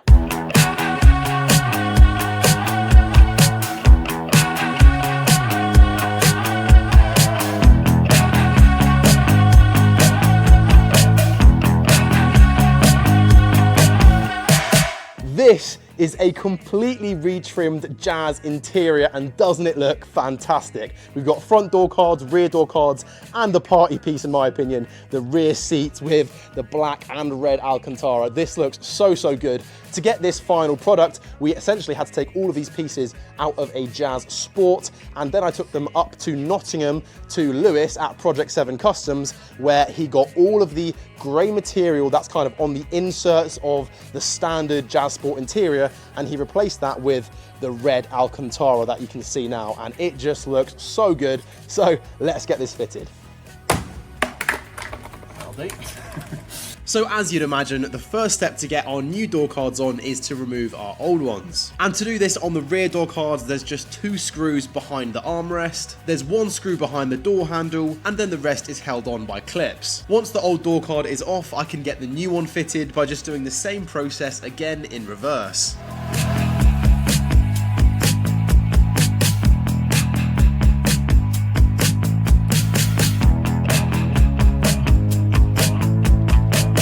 Once the passenger rear door card was done, I could then move on to the passenger front door card.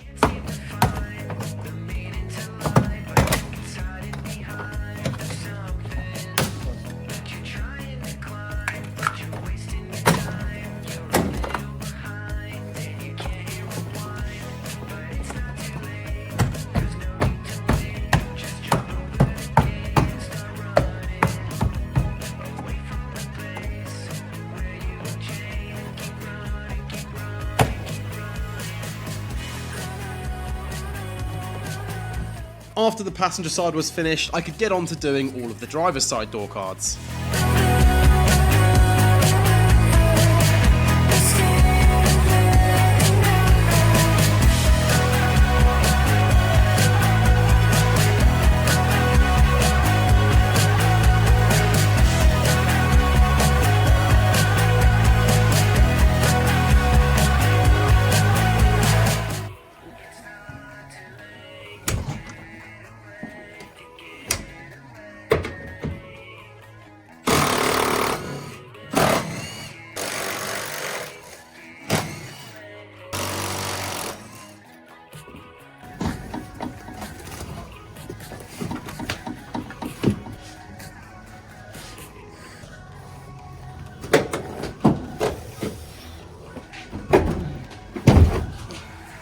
So once I had removed our old rear seats, I could then get the new reupholstered rear seats in.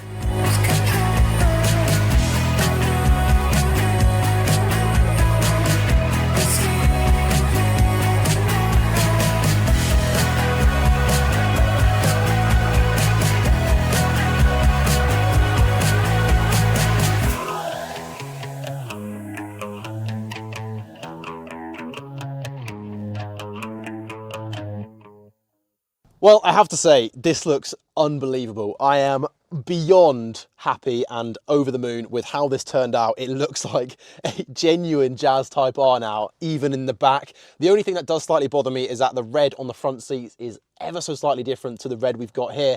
But again, in the future, that can be fixed. We can get the front seats reupholstered in this same red, so that's not a problem.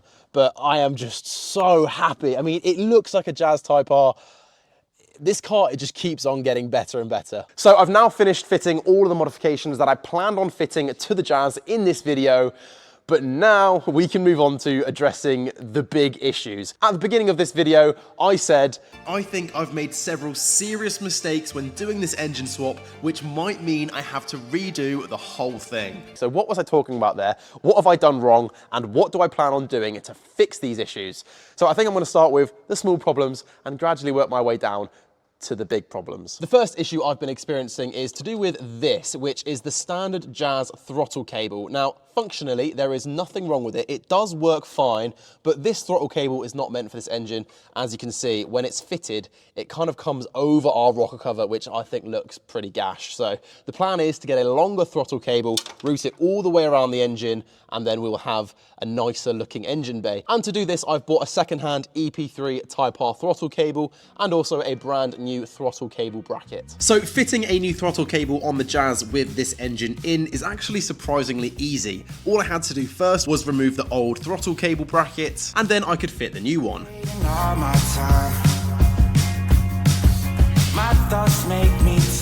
Then I could go into the driver's side footwell and disconnect the throttle cable from there.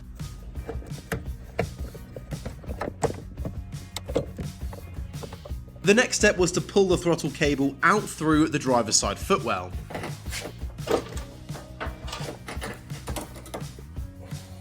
And then, because the EP3 throttle cable is longer than the Jazz one, we can feed it through the bulkhead into the engine bay and around the engine into our new throttle cable bracket. Everything seems hazy. Is there some place for safety I could go? Why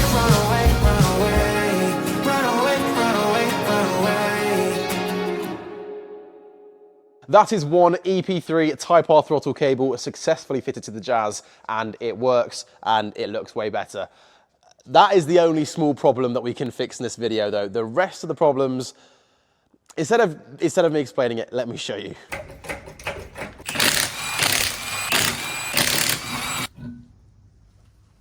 So if you have a look under here, you can see that we've got a bit of an oil leak coming from the front cover.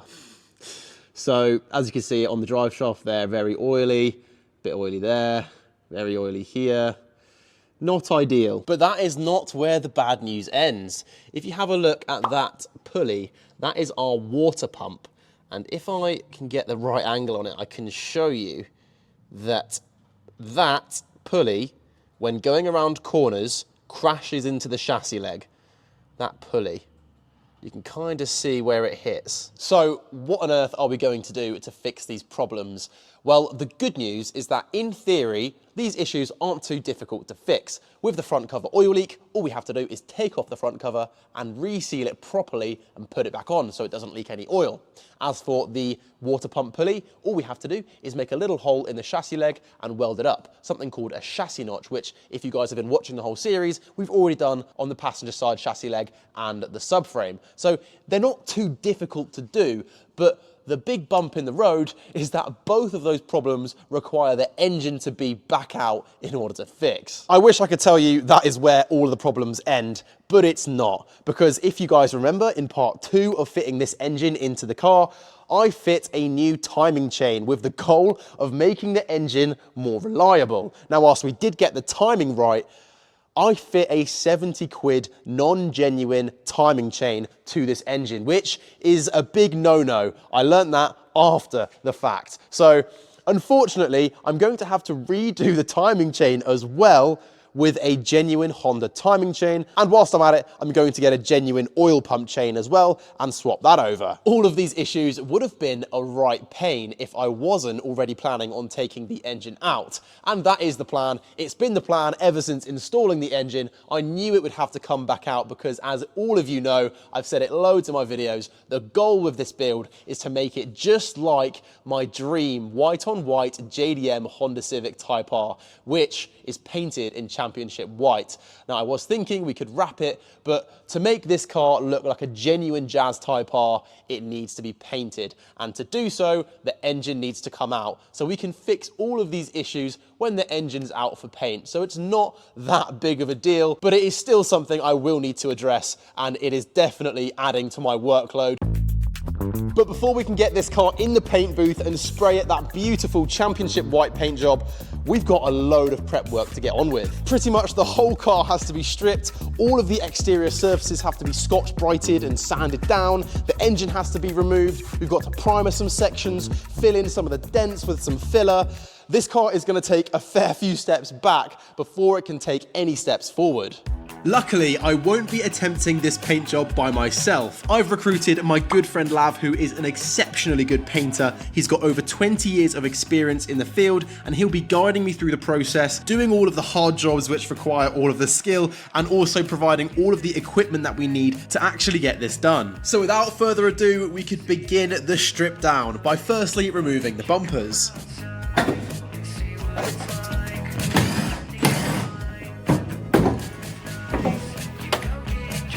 And the side skirts also had to come off.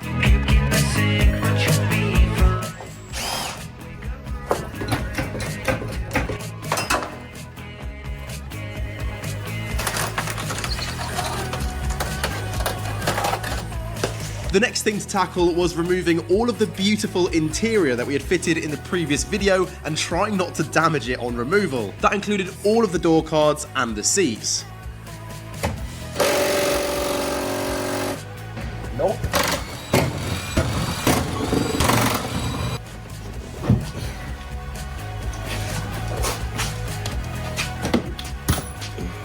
We had to remove the window glass for all of the doors as well.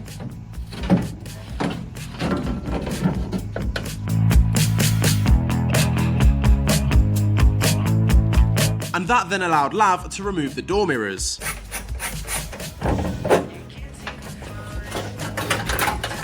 And then it pained me to do so, but I had to remove the beautiful JDM taillights that we had also fitted in the previous video. And of course, that meant the headlights also had to come out as well. We then essentially had to remove the whole interior, not only to access the one little bolt that holds in the aerial, which is behind the headliner, there we go, but also to access the mechanism which would allow us to manually open the sunroof, because of course on my 800-pound ropey Honda Jazz, the sunroof doesn't work. The final parts to remove were the two wings and the bonnet.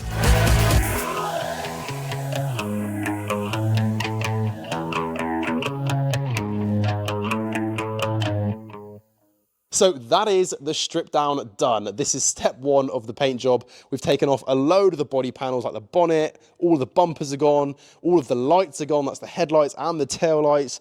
The interior has been very much stripped out, and yeah, the car is just looking pretty sorry for itself. It is quite intimidating seeing the car like this because it was so nice before, but this is the only way to get to our end goal of our beautiful championship white Honda Jazz Type R. So let's keep going. The next step of the prep was to get all of the dents fixed. Now doing this requires a load of body shop experience and skill, so it was a job for Lav. So the basic premise of what to do here is to create your filler mixture and then apply that directly onto the surface of the dent, and after a few more steps that we've got to do later down the line, this will make it look brand new and like there was never a dent there in the first place.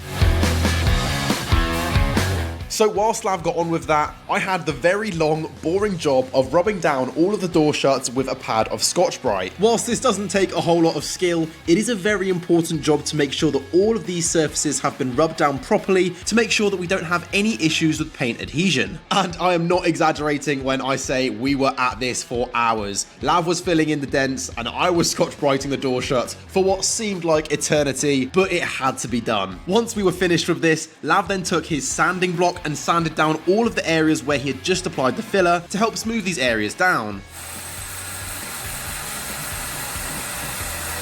And once that was done, Lav could then begin the even longer task of taking the DA sanding tool and making sure to properly sand down all of the surfaces of the body.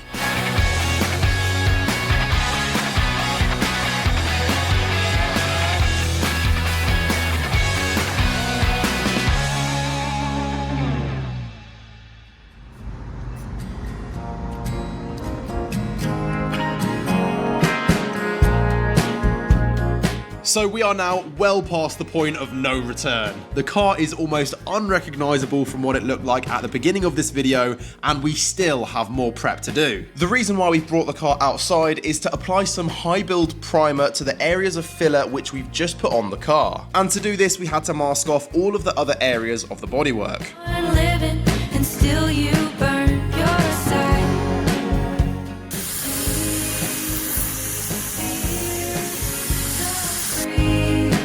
Such a mystery. Keep going your way, don't ever change, baby. I see you shining in a world of shade. Try to steal your color, but you still don't fade. Now the reason why this step is so important is because the filler we applied earlier isn't smooth enough. This layer of high build primer will help fill in all of the imperfections in the filler so that when we sand it down again later on, it will then be a perfect surface to paint on.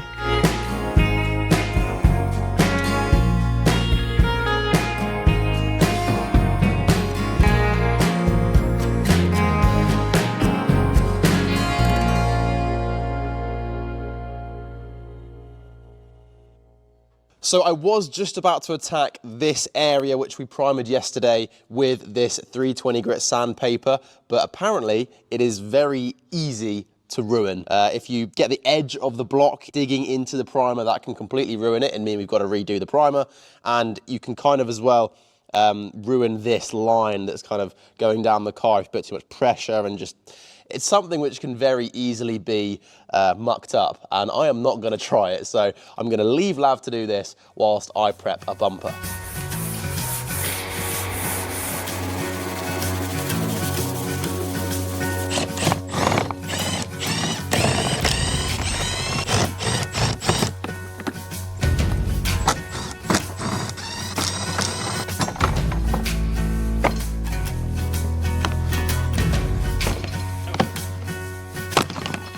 So once I had completely stripped the bumper, I could then take the DA sanding tool and start sanding down the surface. Again, this is a very easy job to do, but it's just making sure that you don't miss a spot and you get as much coverage as possible. And once I was done with this, I had to go over the bumper again with a pad of Scotch-Brite to get into all of the corners and edges. And whilst I was doing this, Lav was working away sanding down all of the high build primer over our fillered sections. There ain't no satisfaction for me now. There ain't no satisfaction for me now. Now that you're gone. Lav and I could then move on to prepping all of the body panels which we had previously removed off of the car. And just a quick reminder, if you are enjoying this video, make sure to smash that like button and click that subscribe button if you haven't already. It massively helps and we are getting so close to 100k. Now the final things that we needed to prep was of course the boot lid and all of these little bits and bobs like the wing mirrors and the door handles.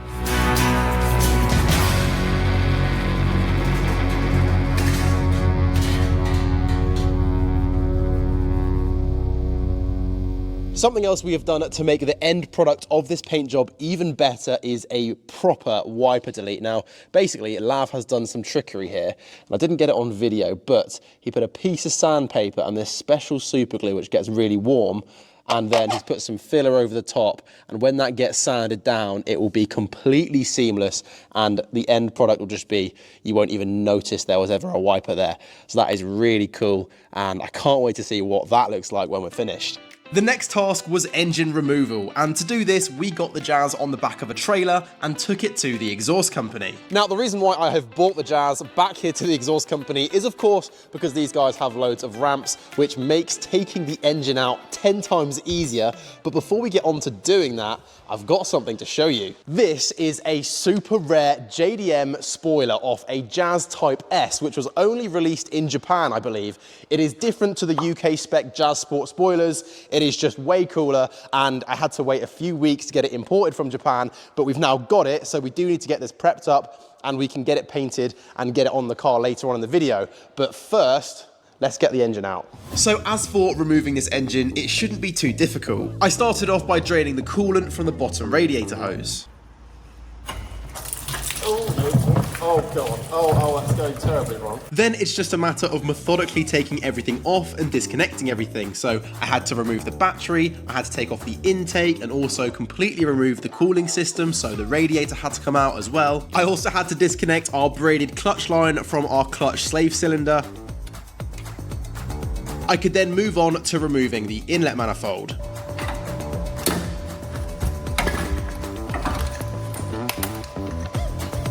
And then I had to slowly but surely work my way around the engine loom and unplug every single connector. And once everything had been undone, I could go into the car and disconnect the engine loom from the ECU, and then Lav could pull the engine loom out from the engine bay.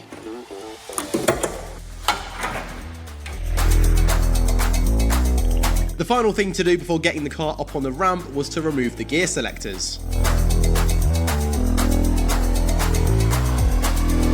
Gear selectors. Look at that, beautiful. So now the car was up on the ramp, there were only 3 more things we had to take off before we could drop the engine. And that was firstly the drive shafts. We also had to remove the subframe. And then finally, we had to remove the exhaust manifold. That then allowed us to take the engine out by undoing the engine mounts and then lifting the car up on the ramp. The Jazz is now really looking sorry for itself. The engine has been taken out and obviously there is nothing on it, so it is almost a bare shell. Now I can show you where the water pump has been hitting on our chassis leg the whole time. If you remember in the previous video, I pointed out that the water pump pulley was really close to our chassis leg, and since driving it, going around corners, it has been crashing into the chassis leg, and you can literally see there where it's been crashing. So we've already drawn a little outline as to where we need to do the chassis notch, so let's get on with it.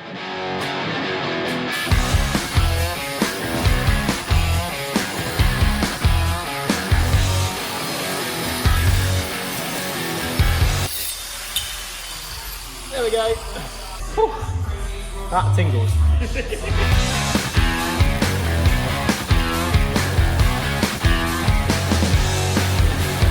So after finishing up the chassis notch, our spirits were high because there'd be no more water pump crashing into the chassis leg, and we were making good progress towards getting this car in the paint booth. Until we saw something. Right, guys, we have just found something which might jeopardize not only this respray, but the whole build. And it is the dreaded R word. And I didn't know this car had this much. Let me show you. So basically, there was a little bit of surface rust here. Earlier on in the video, we saw this, didn't film it, didn't think it was worth filming because it was only a very small repair just there.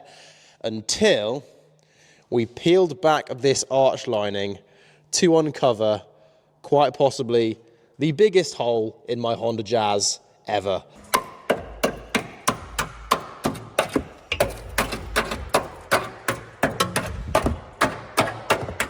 Oh my God.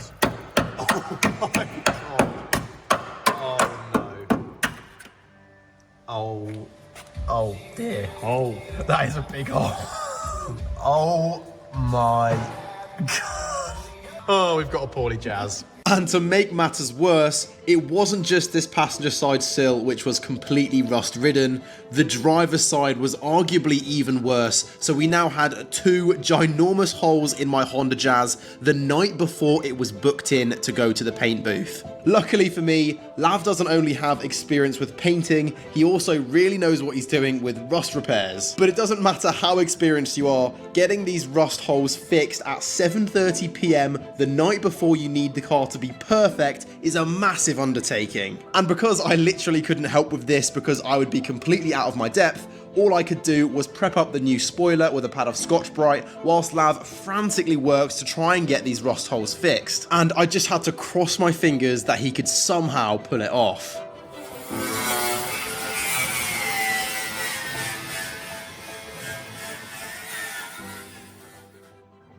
So I've just finished prepping the spoiler and I think I've done quite a good job.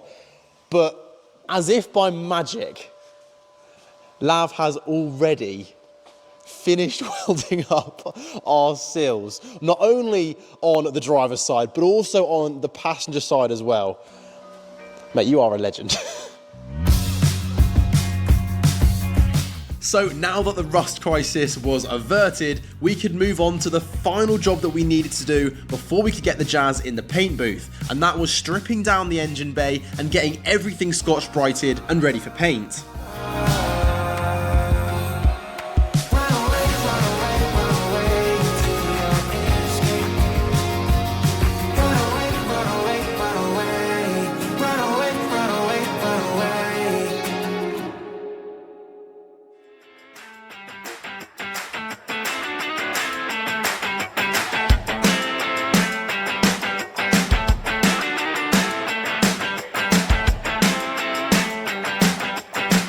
It took a heck of a lot of time, effort, money, blood, sweat and tears to get the Jazz to this point where it is finally ready to get on the back of a recovery truck and take the 5-minute journey around the corner to the paint shop where we will be applying the beautiful championship white paint.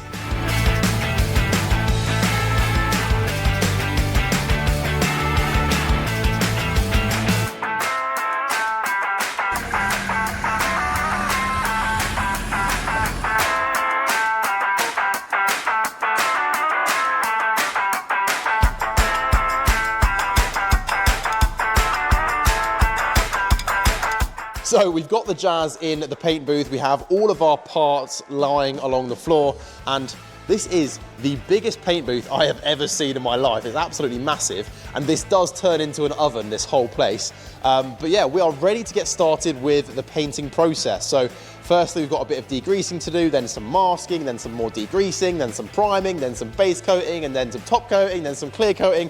We've got a lot of steps to get this car painted. But let's get started. So as I mentioned, the first step that Lav had to get on with was getting everything masked up so that we didn't get paint in places we didn't want to.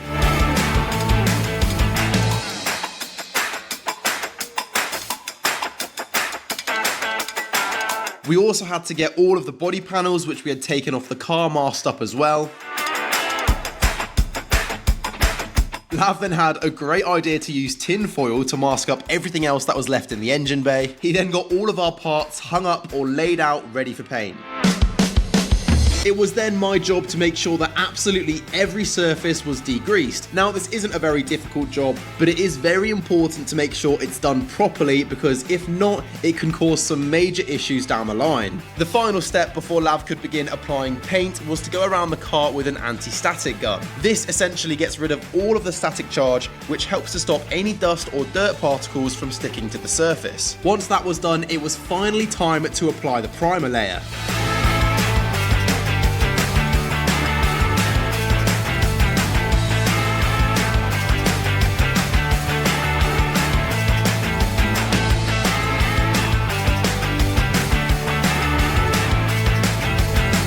And Lav even gave me a very quick go at applying the primer myself.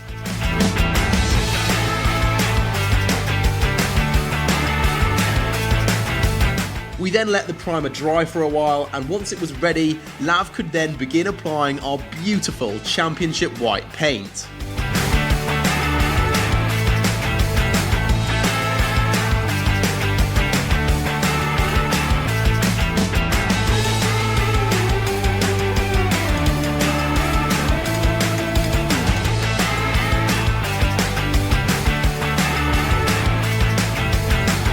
So after Lav had applied 2 coats of the championship white, he could then go over everything with the clear coat. Once that was done, we could turn on the oven and let the paint dry. So the car and everything has been baked and the paint is dry and it is looking so good. There is a lovely shine to that paint. It just looks so amazing. Lav has done such a good job with this. I'm so in love with this color. We've started to unmask everything, and I have spotted that the white wheels are gonna have to be redone to match the championship white. We can do that again later down the line, but I am just so pleased with this end result. All of the panels are so shiny and they just look so good. So let's get the car back to the exhaust company.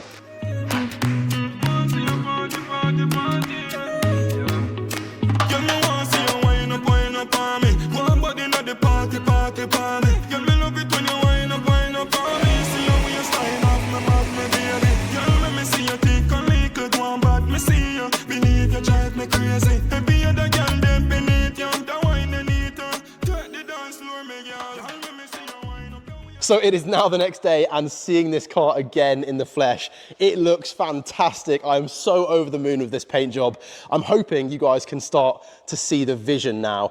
Now you might be thinking, that's the hard work done. All we have to do now is get the car back together and then we're finished. Unfortunately, that is not the case, because we still have a load of work to get on with this engine. For those of you who have watched the previous video, you'll know that not only was there an issue with the water pump crashing into the chassis leg, but there was also a major oil leak coming from the front cover. Now, the reason for this was that when I replaced the timing chain in another video, I didn't seal the front cover properly with the correct sealant. And on top of all of that, I actually fit a really cheap aftermarket timing chain, which was a really bad idea. So not only have I got to fix a front cover leak, but I've also got to replace the timing chain with a genuine Honda one before the engine goes back in. So the first step to get our timing chain replaced and our front cover leak fixed was to remove the rocker cover.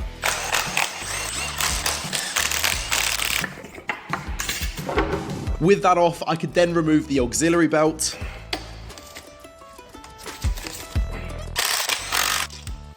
I also had to remove the gearbox and the clutch in order to get the engine on the engine stand.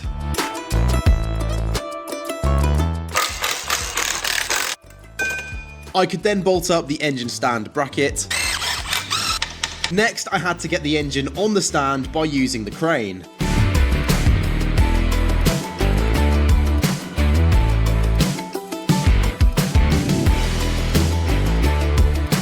Draining the oil was the next job. I also had to remove the spark plugs.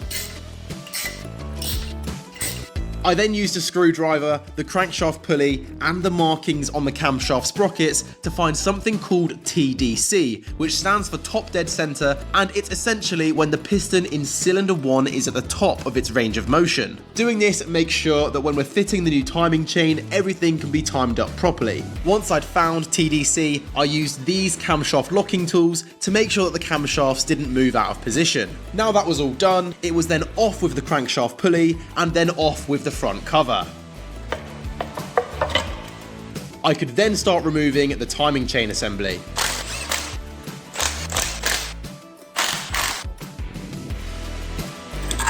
Lav and I also had to remove the sump and the oil pump because we were also going to be replacing the oil pump chain.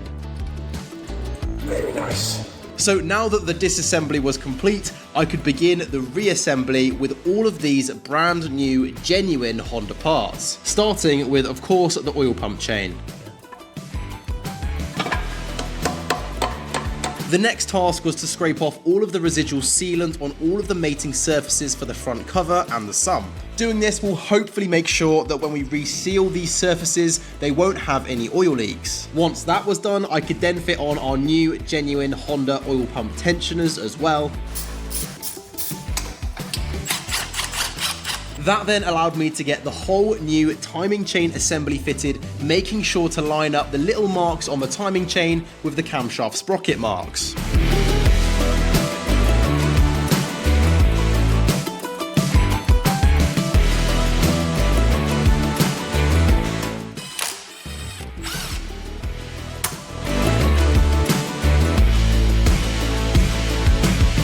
So that is a brand new, genuine Honda timing chain on the engine and a genuine oil pump chain. This is now going to be way more reliable than that 70 quid timing chain kit I bought. And also we have some Honda Bond, which is definitely the best sealant you can possibly use for this engine to make sure there are no oil leaks. And on top of that, we have properly cleaned this surface, as you can see. So let's get the engine back together. So the first step to get our K20 reassembled was to fit the sump. Now to do this, we had to apply the Honda Bond to the sump mating surface and then get that fitted onto the engine.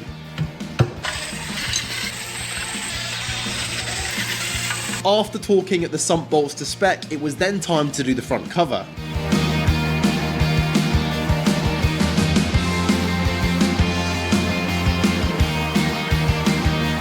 So once we'd got the front cover fitted, we then had to do the bolts up in a specified order. After that, we could then get the auxiliary belt refitted. It was then time to get the engine back off the engine stand and then onto the pallet. I could then get the clutch fitted on as well, making sure to use the clutch alignment tool.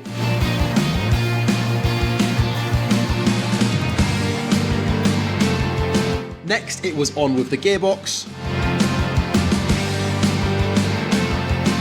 And then, because the previous video's comment section was absolutely bombarded with the request to rub off the paint on the Honda badge on the rocker cover before putting it back on, Lav very kindly got out his Stanley blade and his sanding blocks and made that happen. And I have to say, you were all right, this looks so much better. So to get this fitted, I firstly got the new gasket on there, and then I could place the rocker cover on the engine. I could also get the spark plugs refitted, and then I could bolt the rocker cover down.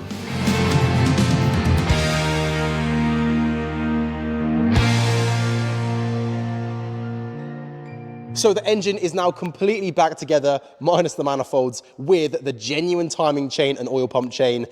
And now we are ready to drop our championship white Honda Jazz over this engine and get it all mounted up. I am so excited to see what this looks like. So this is the moment that everyone has been waiting for. It is time to fit our K20 A2 engine into our championship white Honda Jazz, hopefully for the final time. And honestly, seeing this project finally materialize and seeing that vision which I've had ingrained in my brain finally start to come together, it makes me feel so proud. So once we had got it fitted, we had to also get the exhaust manifold in and then finally the subframe.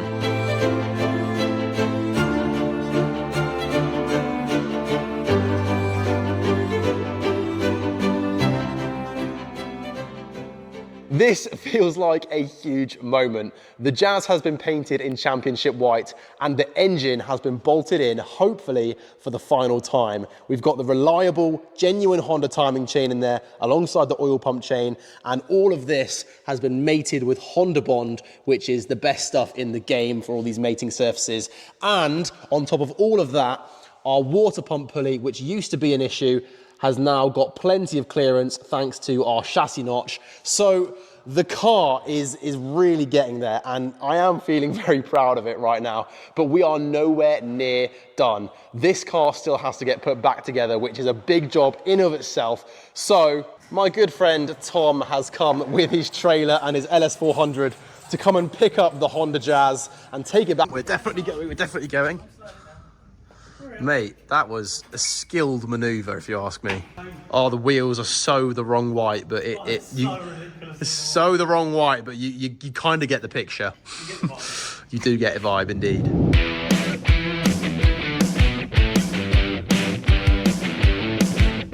So we are well and truly on the home straight now to getting this car back together. Now, the first job was to get everything in the engine bay connected up and fitted, and this is actually the first time that I've put this engine bay back together completely by myself. So I've just got to cross my fingers and hope that I know this car well enough to get everything fitted and working properly. So I'm at a point with this where I've got the inlet manifold on, most of the lube has been plugged in, and I've also fit the heater matrix cables off camera, but Lav has now arrived to give me a hand, and he's going to be doing all of the windows, so let's keep going. So he started off by fitting the front passenger window, and then he could move on to the rear.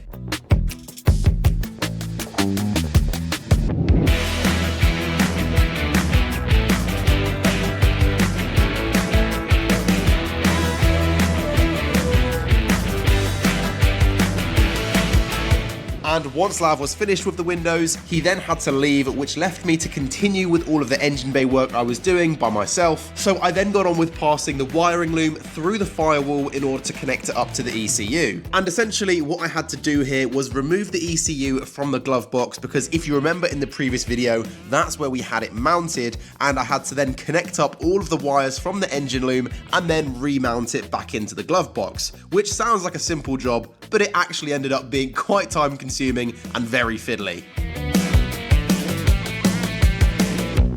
So the last thing we have to do to complete the wiring loom is to get the charging wire sorted, which is essentially what charges up the battery when you're driving. Now, this was the previous charging wire that we used. We ran it from the alternator all the way around to the fuse box, which then charged the battery, but it was red and it's a bit ugly. So I've gone to John Kleis Audio Systems in Reading, and I've got this brand new all black charging wire made, so let's get it fitted. So to get this installed, I firstly had to connect it up to the alternator, and then I could pass the wire around the engine and connect it up to the fuse box.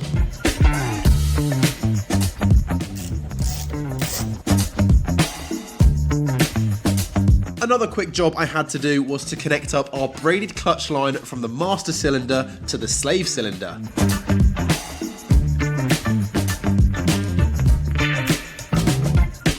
I could then get the battery fitted.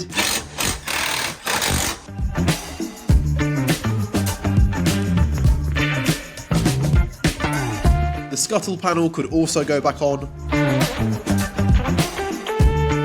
Something else I wanted to do was to remake this old fuel line, because as you can see, it's not exactly professional. So to make a better, more safe fuel line, what I did was I removed the two clips on the ends of the old fuel line, and then I took one of these clips and fit it onto a new piece of fuel line pipe, and then I fitted that piece of fuel line pipe onto the engine as a test fit just to see how long I needed it, and then once I had my length, I could then fit the other clip on that end and connect it all up.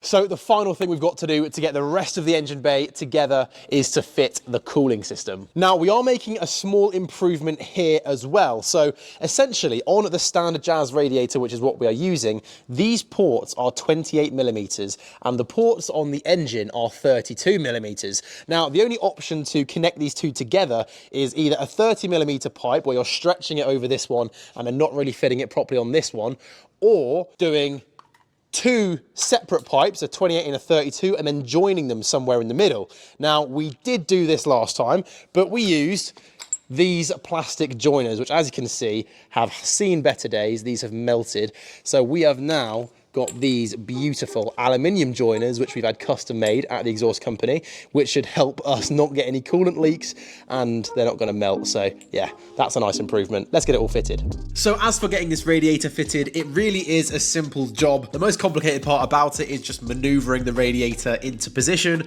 And once you have, all you have to do is connect up the bottom radiator hose to the thermostat, and then the top radiator hose to the top engine port. And then once our cooling system was completely connected up, the final job was to fill it up with coolant, and then we were finished. So everything is now officially back together, and it is time for the first start with the engine in, the white car for the first time, with a brand new timing chain, oil pump chain, and all of the sealant. We've got to make sure nothing leaks, we've got to make sure everything runs properly, and we've also got to make sure that my new fuel line I did doesn't leak onto the exhaust manifold and blow up the whole car. This is a bit of a big moment. Let's see what happens. All right, my mate Rufus is going through the first start. Fingers crossed. Yes! Yes! Yes! Oh! Didn't it up. Oh my god, it's such a relief. It runs! Oh my god, that's so banging. Bro. You can feel my heart right now. Oh!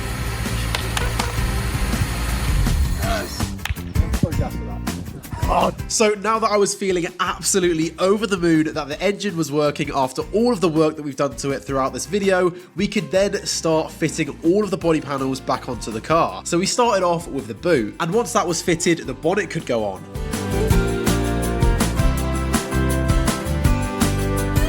After that, the headlights could go on.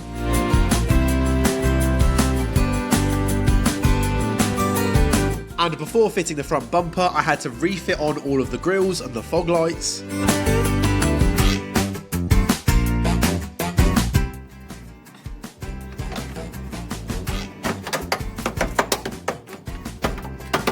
Once the front bumper was on, I then fit the tail lights.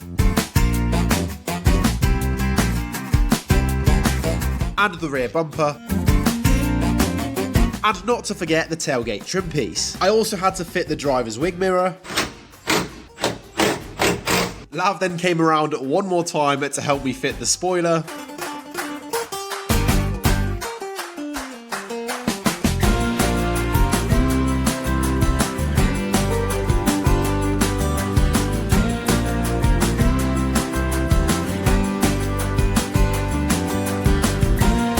And then the final thing to go on the car were the side skirts, and then one last finishing touch.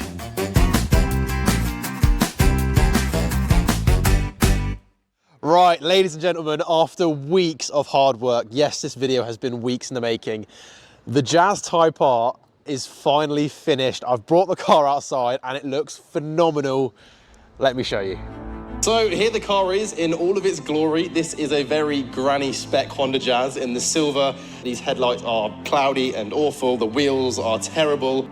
My goal with this car is to make what I think a Honda Jazz Type R would have looked like if Honda ever made one.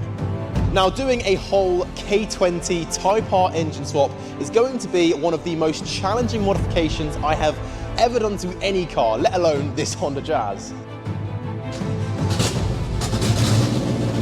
Yes! Yes!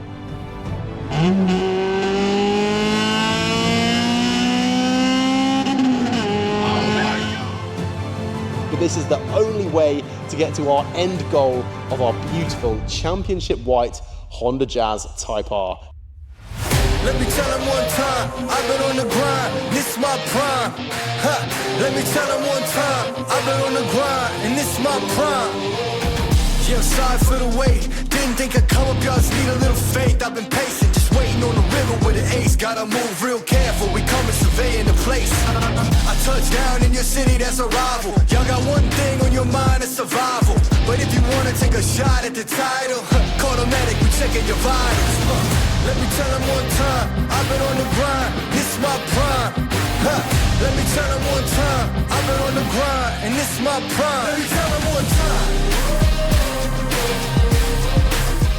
Well, it is safe to say the dream has officially become a reality. Words cannot describe how proud I am of this car right now, and how proud I am of all the hard work that not only me, but everybody who helped me with this process has put into this car. And it is looking sensational, as I've said. Phenomenal and sensational are the two words I'm going to use because they adequately describe how good this car looks. I mean, everything from the engine bay to that Honda badge on the rocker cover, that looks great. The bumper with the Type R badges and the red Honda badges. I mean, it just looks immaculate. And this little Type R badge on the side skirt, that was a nice little addition. And it definitely looks like the side skirt on the EP3. And honestly, the rear is looking so much better than it used to. It obviously has this spoiler on there now, which I think we just need to take a moment to appreciate how good that looks. The lights, the exhaust, everything just looks so good. Can you guys believe this used to have a Lamborghini exhaust on there? I can't. It looks so different now. Now, obviously, there is a load of stuff we still need to do.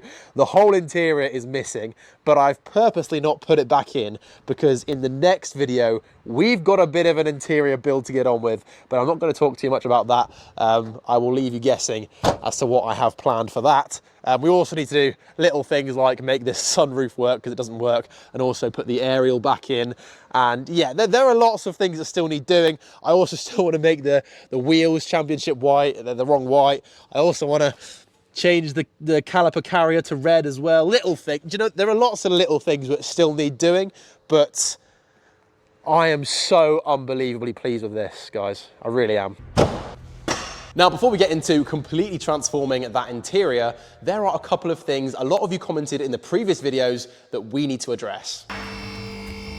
So the main thing a few of you pointed out was that the white wheels I've got on the car don't colour match the championship white very well, and I completely agree. So the first thing we're going to do is to take these wheels off and get them repainted. Another tiny detail that was really annoying me is that we just forgot to paint the rear caliper carriers in red, so I also wanted to take these off and get those repainted as well. So I quickly got all of this stuff packed into the daily driver and took it to 360 Alloys. These guys are absolute wizards with wheel refurbishments and bodywork, so if you need that sort of thing, I'll leave a link to them in the description, and we will find out what the caliper carriers and the wheels look like later on in the video.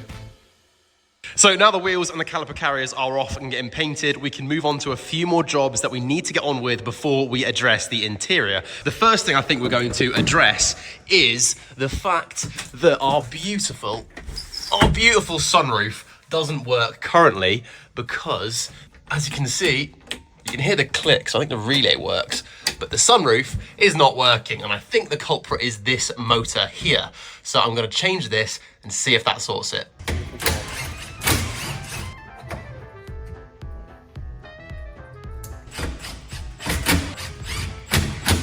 Right, ladies and gentlemen, the moment of truth. Great. That didn't work. All right, gonna have to think of a plan B for that. All right, so honestly, I'm not really sure what the problem is with the sunroof. I'm gonna have to do a little bit of research and then come back to that before I fit in the new headliner. But for now, there is one more job we need to get on with before we start working on the interior, and that is to change the engine mounts. Now, in any internal combustion vehicle, there will be mounts connecting the engine to the chassis of the car. And these engine mounts are generally comprised of metal and, most importantly, rubber. Now, the main job of the rubber is to absorb the vibrations from the engine, and it does this by allowing a tiny bit of movement. Now, manufacturers will actually tailor a set of engine mounts for each type of car and its engine. For example, a car with a heavy engine will have sturdier rubber engine mounts than a car with a smaller, lighter engine. Now, of course, when Honda made the Jazz with an 85 kilogram 1.3 litre engine, they obviously did not make mounts suitable for a K20, which weighs almost twice that. So every time I've driven the Jazz, the engine has been moving about far too much, crashing into the chassis legs, making awful noises, and hindering the car's drivability. And when I drag raced the Jazz in a previous video, I definitely think I did some serious damage to an engine mount, so it's about time we get this fixed. Now, essentially, the engine mounts that we're using in this setup are still the standard engine mounts, and these are designed for a much lighter engine than this K20. And as a result of that, this engine is moving around loads in the engine bay, especially when we're going around corners. It's crashing into chassis legs and causing us problems. So to fix this, I have bought these hard race engine mounts, which are much beefier and stronger, and they will support the engine properly. So let's get these fitted. Now, on the Honda Jazz, there are 3 engine mounts, and the first one I'm going to change is the one that sits on the subframe, so I've got to get the car up on the ramp and remove it from there. So there are 3 17mm bolts on the gearbox I've got to undo, and then there are 3 14mm bolts on the subframe. The bolts here are in really annoying places, so it's just about picking the right tool and staying persistent.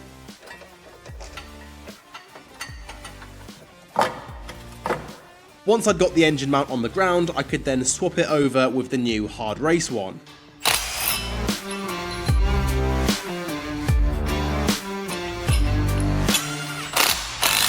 Once that was done, I could then get it all refitted.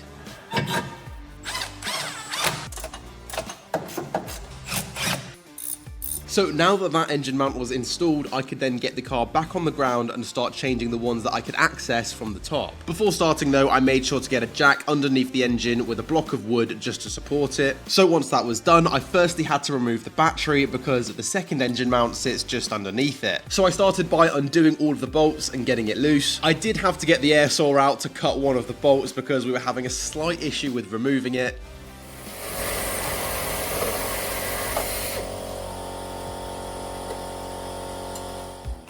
So once the mount was out, I could then again replace the old engine mount with the new hard race engine mount. And after that was done, I could get the engine mount refitted.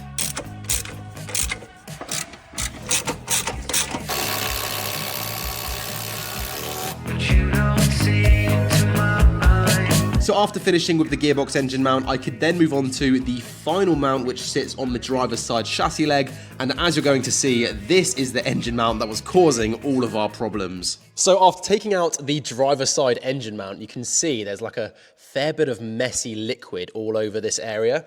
And I didn't know what that was originally, but I can now confirm it is coming from this engine mount, which, as you can see, has seen better days. This was probably the reason why the engine was moving about so much in the engine bay.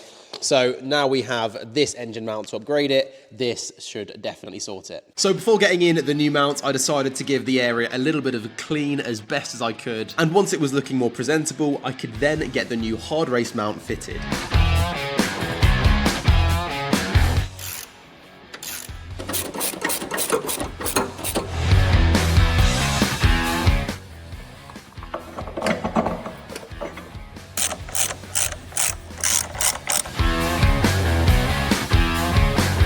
Another small thing I did was I painted the battery tray black because it was still silver. And once I got the battery refitted, I think this was looking a lot better. So we are now at the point where all of the engine mounts have been fitted and they are going to make a huge difference to the drivability of this car, and I now cannot wait to drive it. We've also obviously got the battery back in with the black tray, which I think looks way better. But now that is done, we can move on to the reason why you all clicked on this video, and that is getting this interior sorted.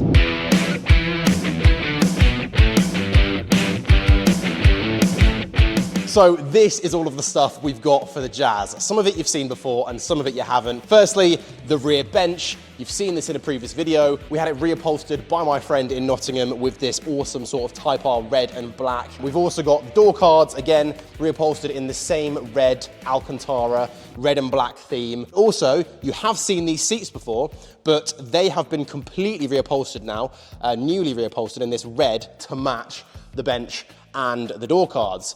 Another thing you've not seen is this. This is very rare. It's a piece of a JDM car, and what makes it so rare is the fact that it has an armrest. The standard Jazz center consoles don't have this, and it slides, which I think is really cool. And another really cool feature, comes with double cup holders for the people who want to sit in the back.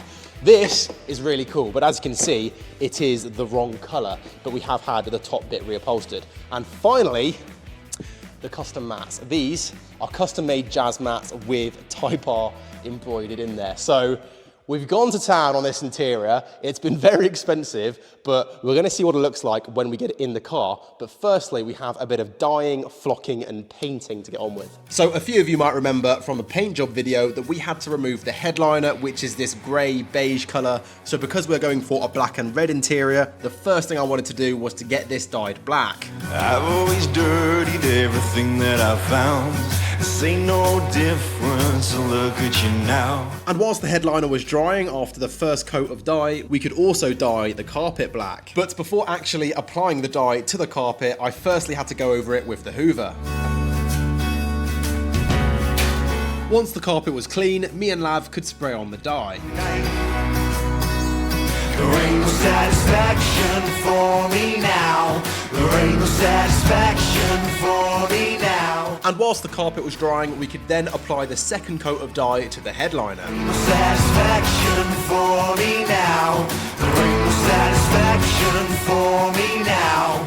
And then we could do the second coat for the carpet. And just a quick reminder to subscribe if you haven't already. We've got a load more exciting videos I know you won't want to miss, and we are so close to 100,000 subscribers.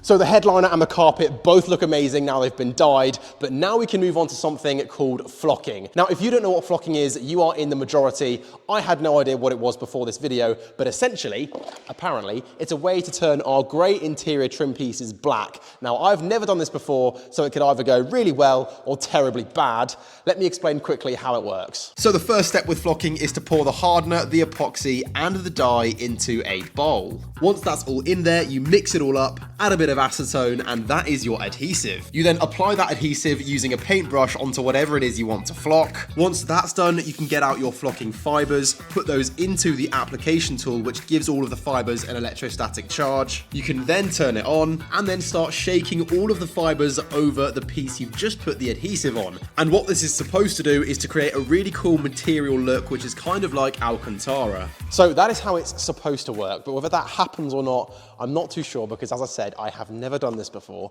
but I'm going to give it a go with this piece to start off with. Okay, that is so gloopy.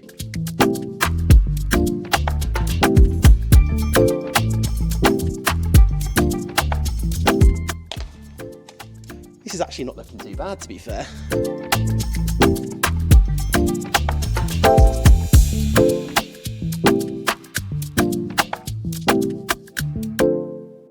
So do you remember when I said that this could either go really well or really badly?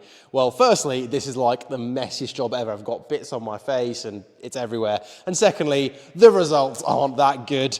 If you come down and have a look at this A-pillar, it is so inconsistent. There's like bits where it looks like there's too much flock, bits where it looks like there's not enough. The glue is like too heavy in some places, even though it looked like we were putting it on all at the same thickness. Same goes with this sort of bit which goes around the rear window. Again, it's just inconsistent, doesn't look very good. Ironically enough though, the pit that we did first, this little section here, actually looks all right. I might still use this, I might not, but either way, I think we can consider the flocking a failure. A flocking failure, some might say. But I think what I'm gonna do is just get these interior trim pieces again from the scrapyard, prep them up, and paint them. So let's get on with that. I'm sure some people in the comments can let me know where I went wrong with the flocking, but because I wanted to get this interior looking amazing in this video, I opted to get it all painted. Now the painting is a much simpler process, and this is something that all of you guys at home could do to your car if you wanted to do it. And essentially all I did here was I didn't even prep the surfaces, I just applied a clear plastic primer layer and then put on some black plastic bumper paint, and it turned out so well and it wasn't really much effort.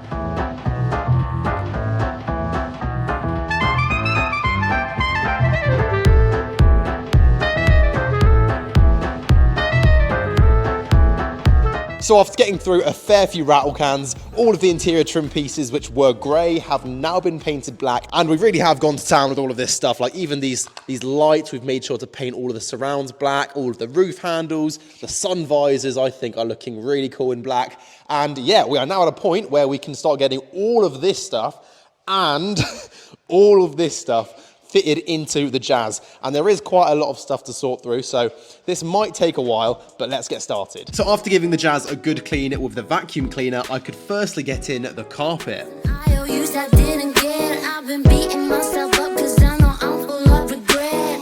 I then decided to get these two pieces of the rear interior trim in, and I quickly discovered this was a stupid idea because I hadn't yet gotten the headliner and that needed to go in first. So I was just trying to put the headliner in and I have noticed that I just completely forgot to change the sunroof cover to black. So to change the color of this, I just painted it in situ and masked up the glass on the sunroof because it seemed like an absolute pain to remove. And surprisingly, this actually did quite a good job. That then allowed me to continue with getting in the headliner.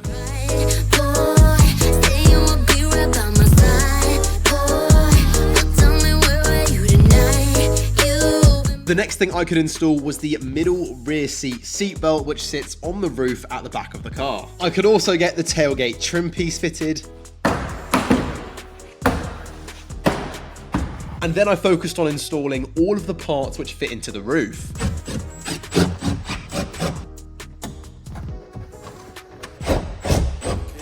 But when the homies call, he's out the door saying it's gonna be lit tonight. And now you're stressing, sending out texts without the X like it's a fight. Cause you always start screwing it. Once that was done, it was then in with the sun visors and the rear view mirror. Putting them shoes that make your body hella. Let him see that it will never get better than you. Never could weather the storm that you brew. Baby, you know what I'm saying is true. Men will be remember that boy is a fool. After that was done, I could then move on to fitting all of the side trim pieces. Now, when fitting these, I noticed that this was not painted in black, so I had to quickly paint that, and then I could get it all fitted again. And I think maybe you should just leave. You said that you would treat me right, boy. Say you would be right by my side, boy.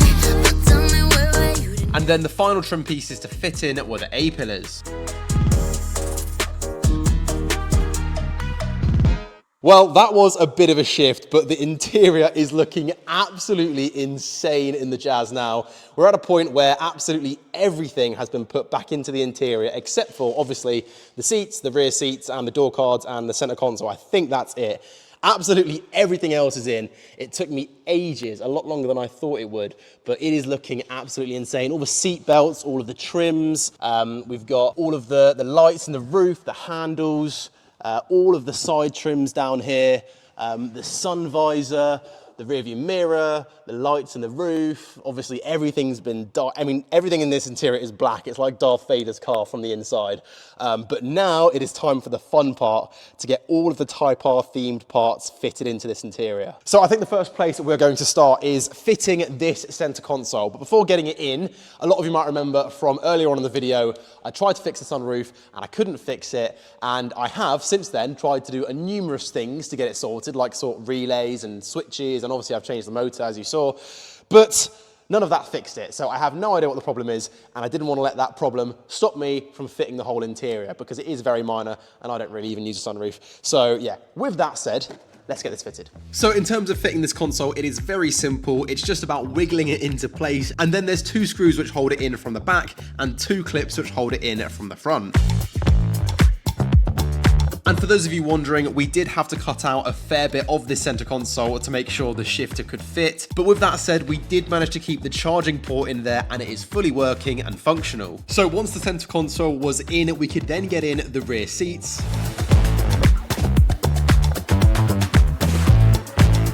And then we could get in the front seats. Bro, I can't lie, this looks so good. This is gonna be the best. I genuinely think we've made the best Honda Jazz in the world. Like, it's the best Honda Jazz in the world and no one can change my opinion. Mate, with the door cards. Oh, bro, this is gonna be next level.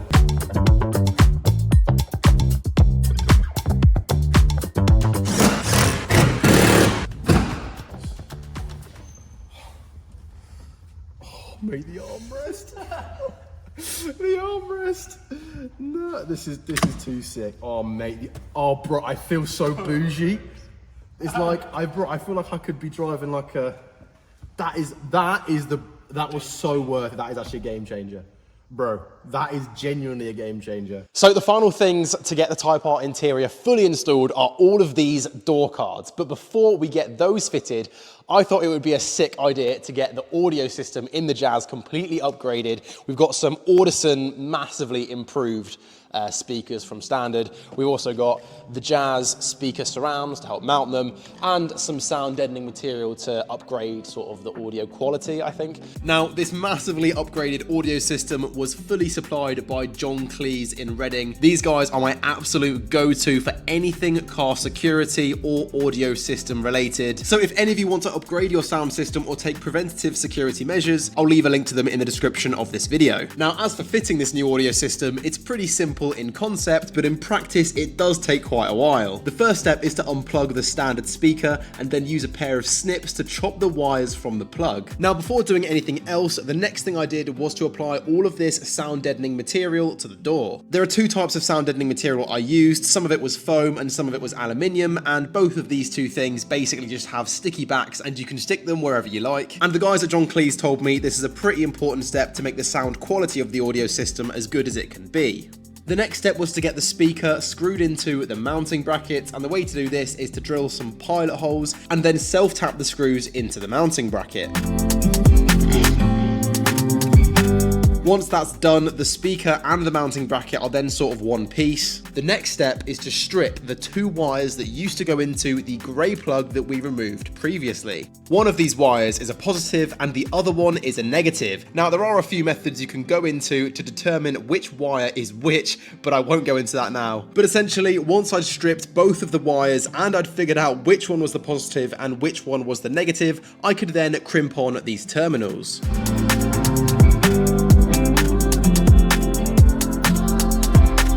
And then before fitting the speaker, I firstly had to mark out where I wanted to drill the holes to mount it, then I had to drill the holes, and then I could finally fit the speaker by firstly connecting the positive wire to the positive side of the speaker and the negative wire to the negative side of the speaker, and then lastly I could mount it on the door.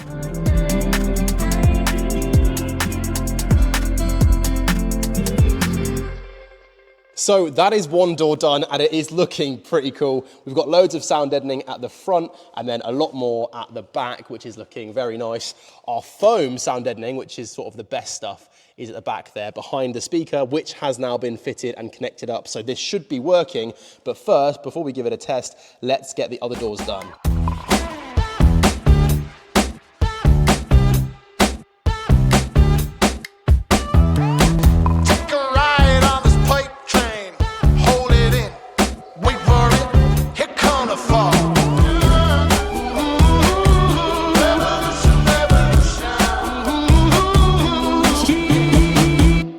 Right, so as you can see, the whole sound system has now been fitted. We've got the speaker and the sound deadening on this door, it's all connected up as well. And if we come around, we can see that it is all done on this door and this door as well. And we can give it a quick test using some copyright-free music.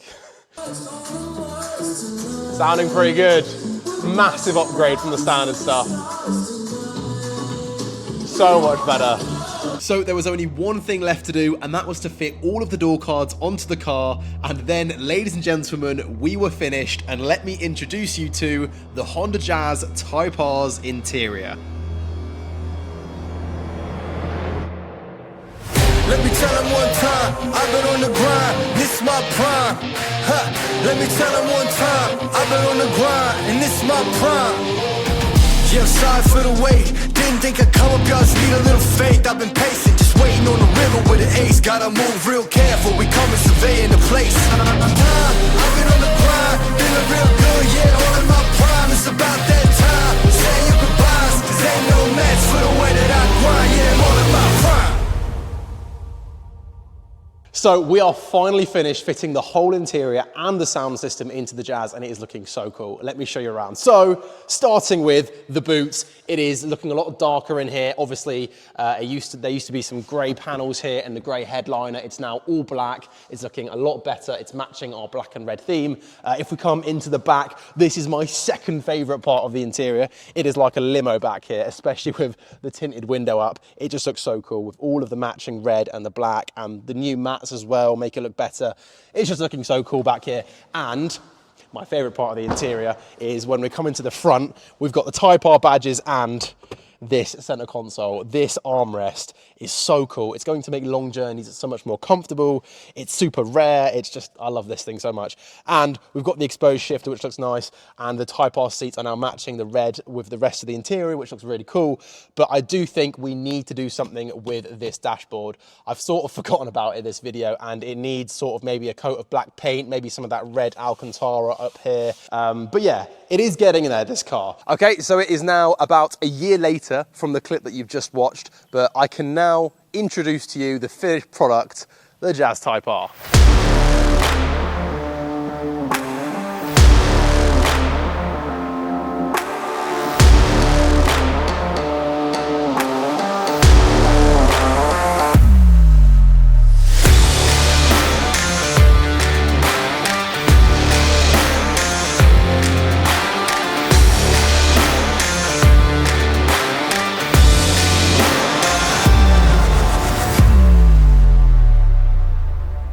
Okay, so I am beyond happy with this car. At the beginning of this video, right at the beginning, 2 hours ago, we said that we wanted this car to be championship white on championship white with a Type R engine, and if that isn't the dream becoming a reality, I don't know what is. Now, it still has some little problems. Actually, oh yeah, you didn't even see the championship white wheels. These did come back from the refurbishers. It took a few attempts to get them perfect, but they are now absolutely spot on and they set the car off. But yeah, as I was saying, the car isn't 100% finished. It does still need a couple things, I think. Potentially a K24 bottom end to give it a bit more torque, potentially a limited slip differential, maybe some Type R gauges in the interior. I really think that would be cool. And it does still have a load of lights up on the dash, which we need to fix. So it's not 100% there, but it is getting there. It's 95, 99% of the way done. So it is looking done anyways. But yeah, if you're going to enjoy this full build, then make sure to smash that like button, subscribe if you haven't already, and I'll see you in the next one.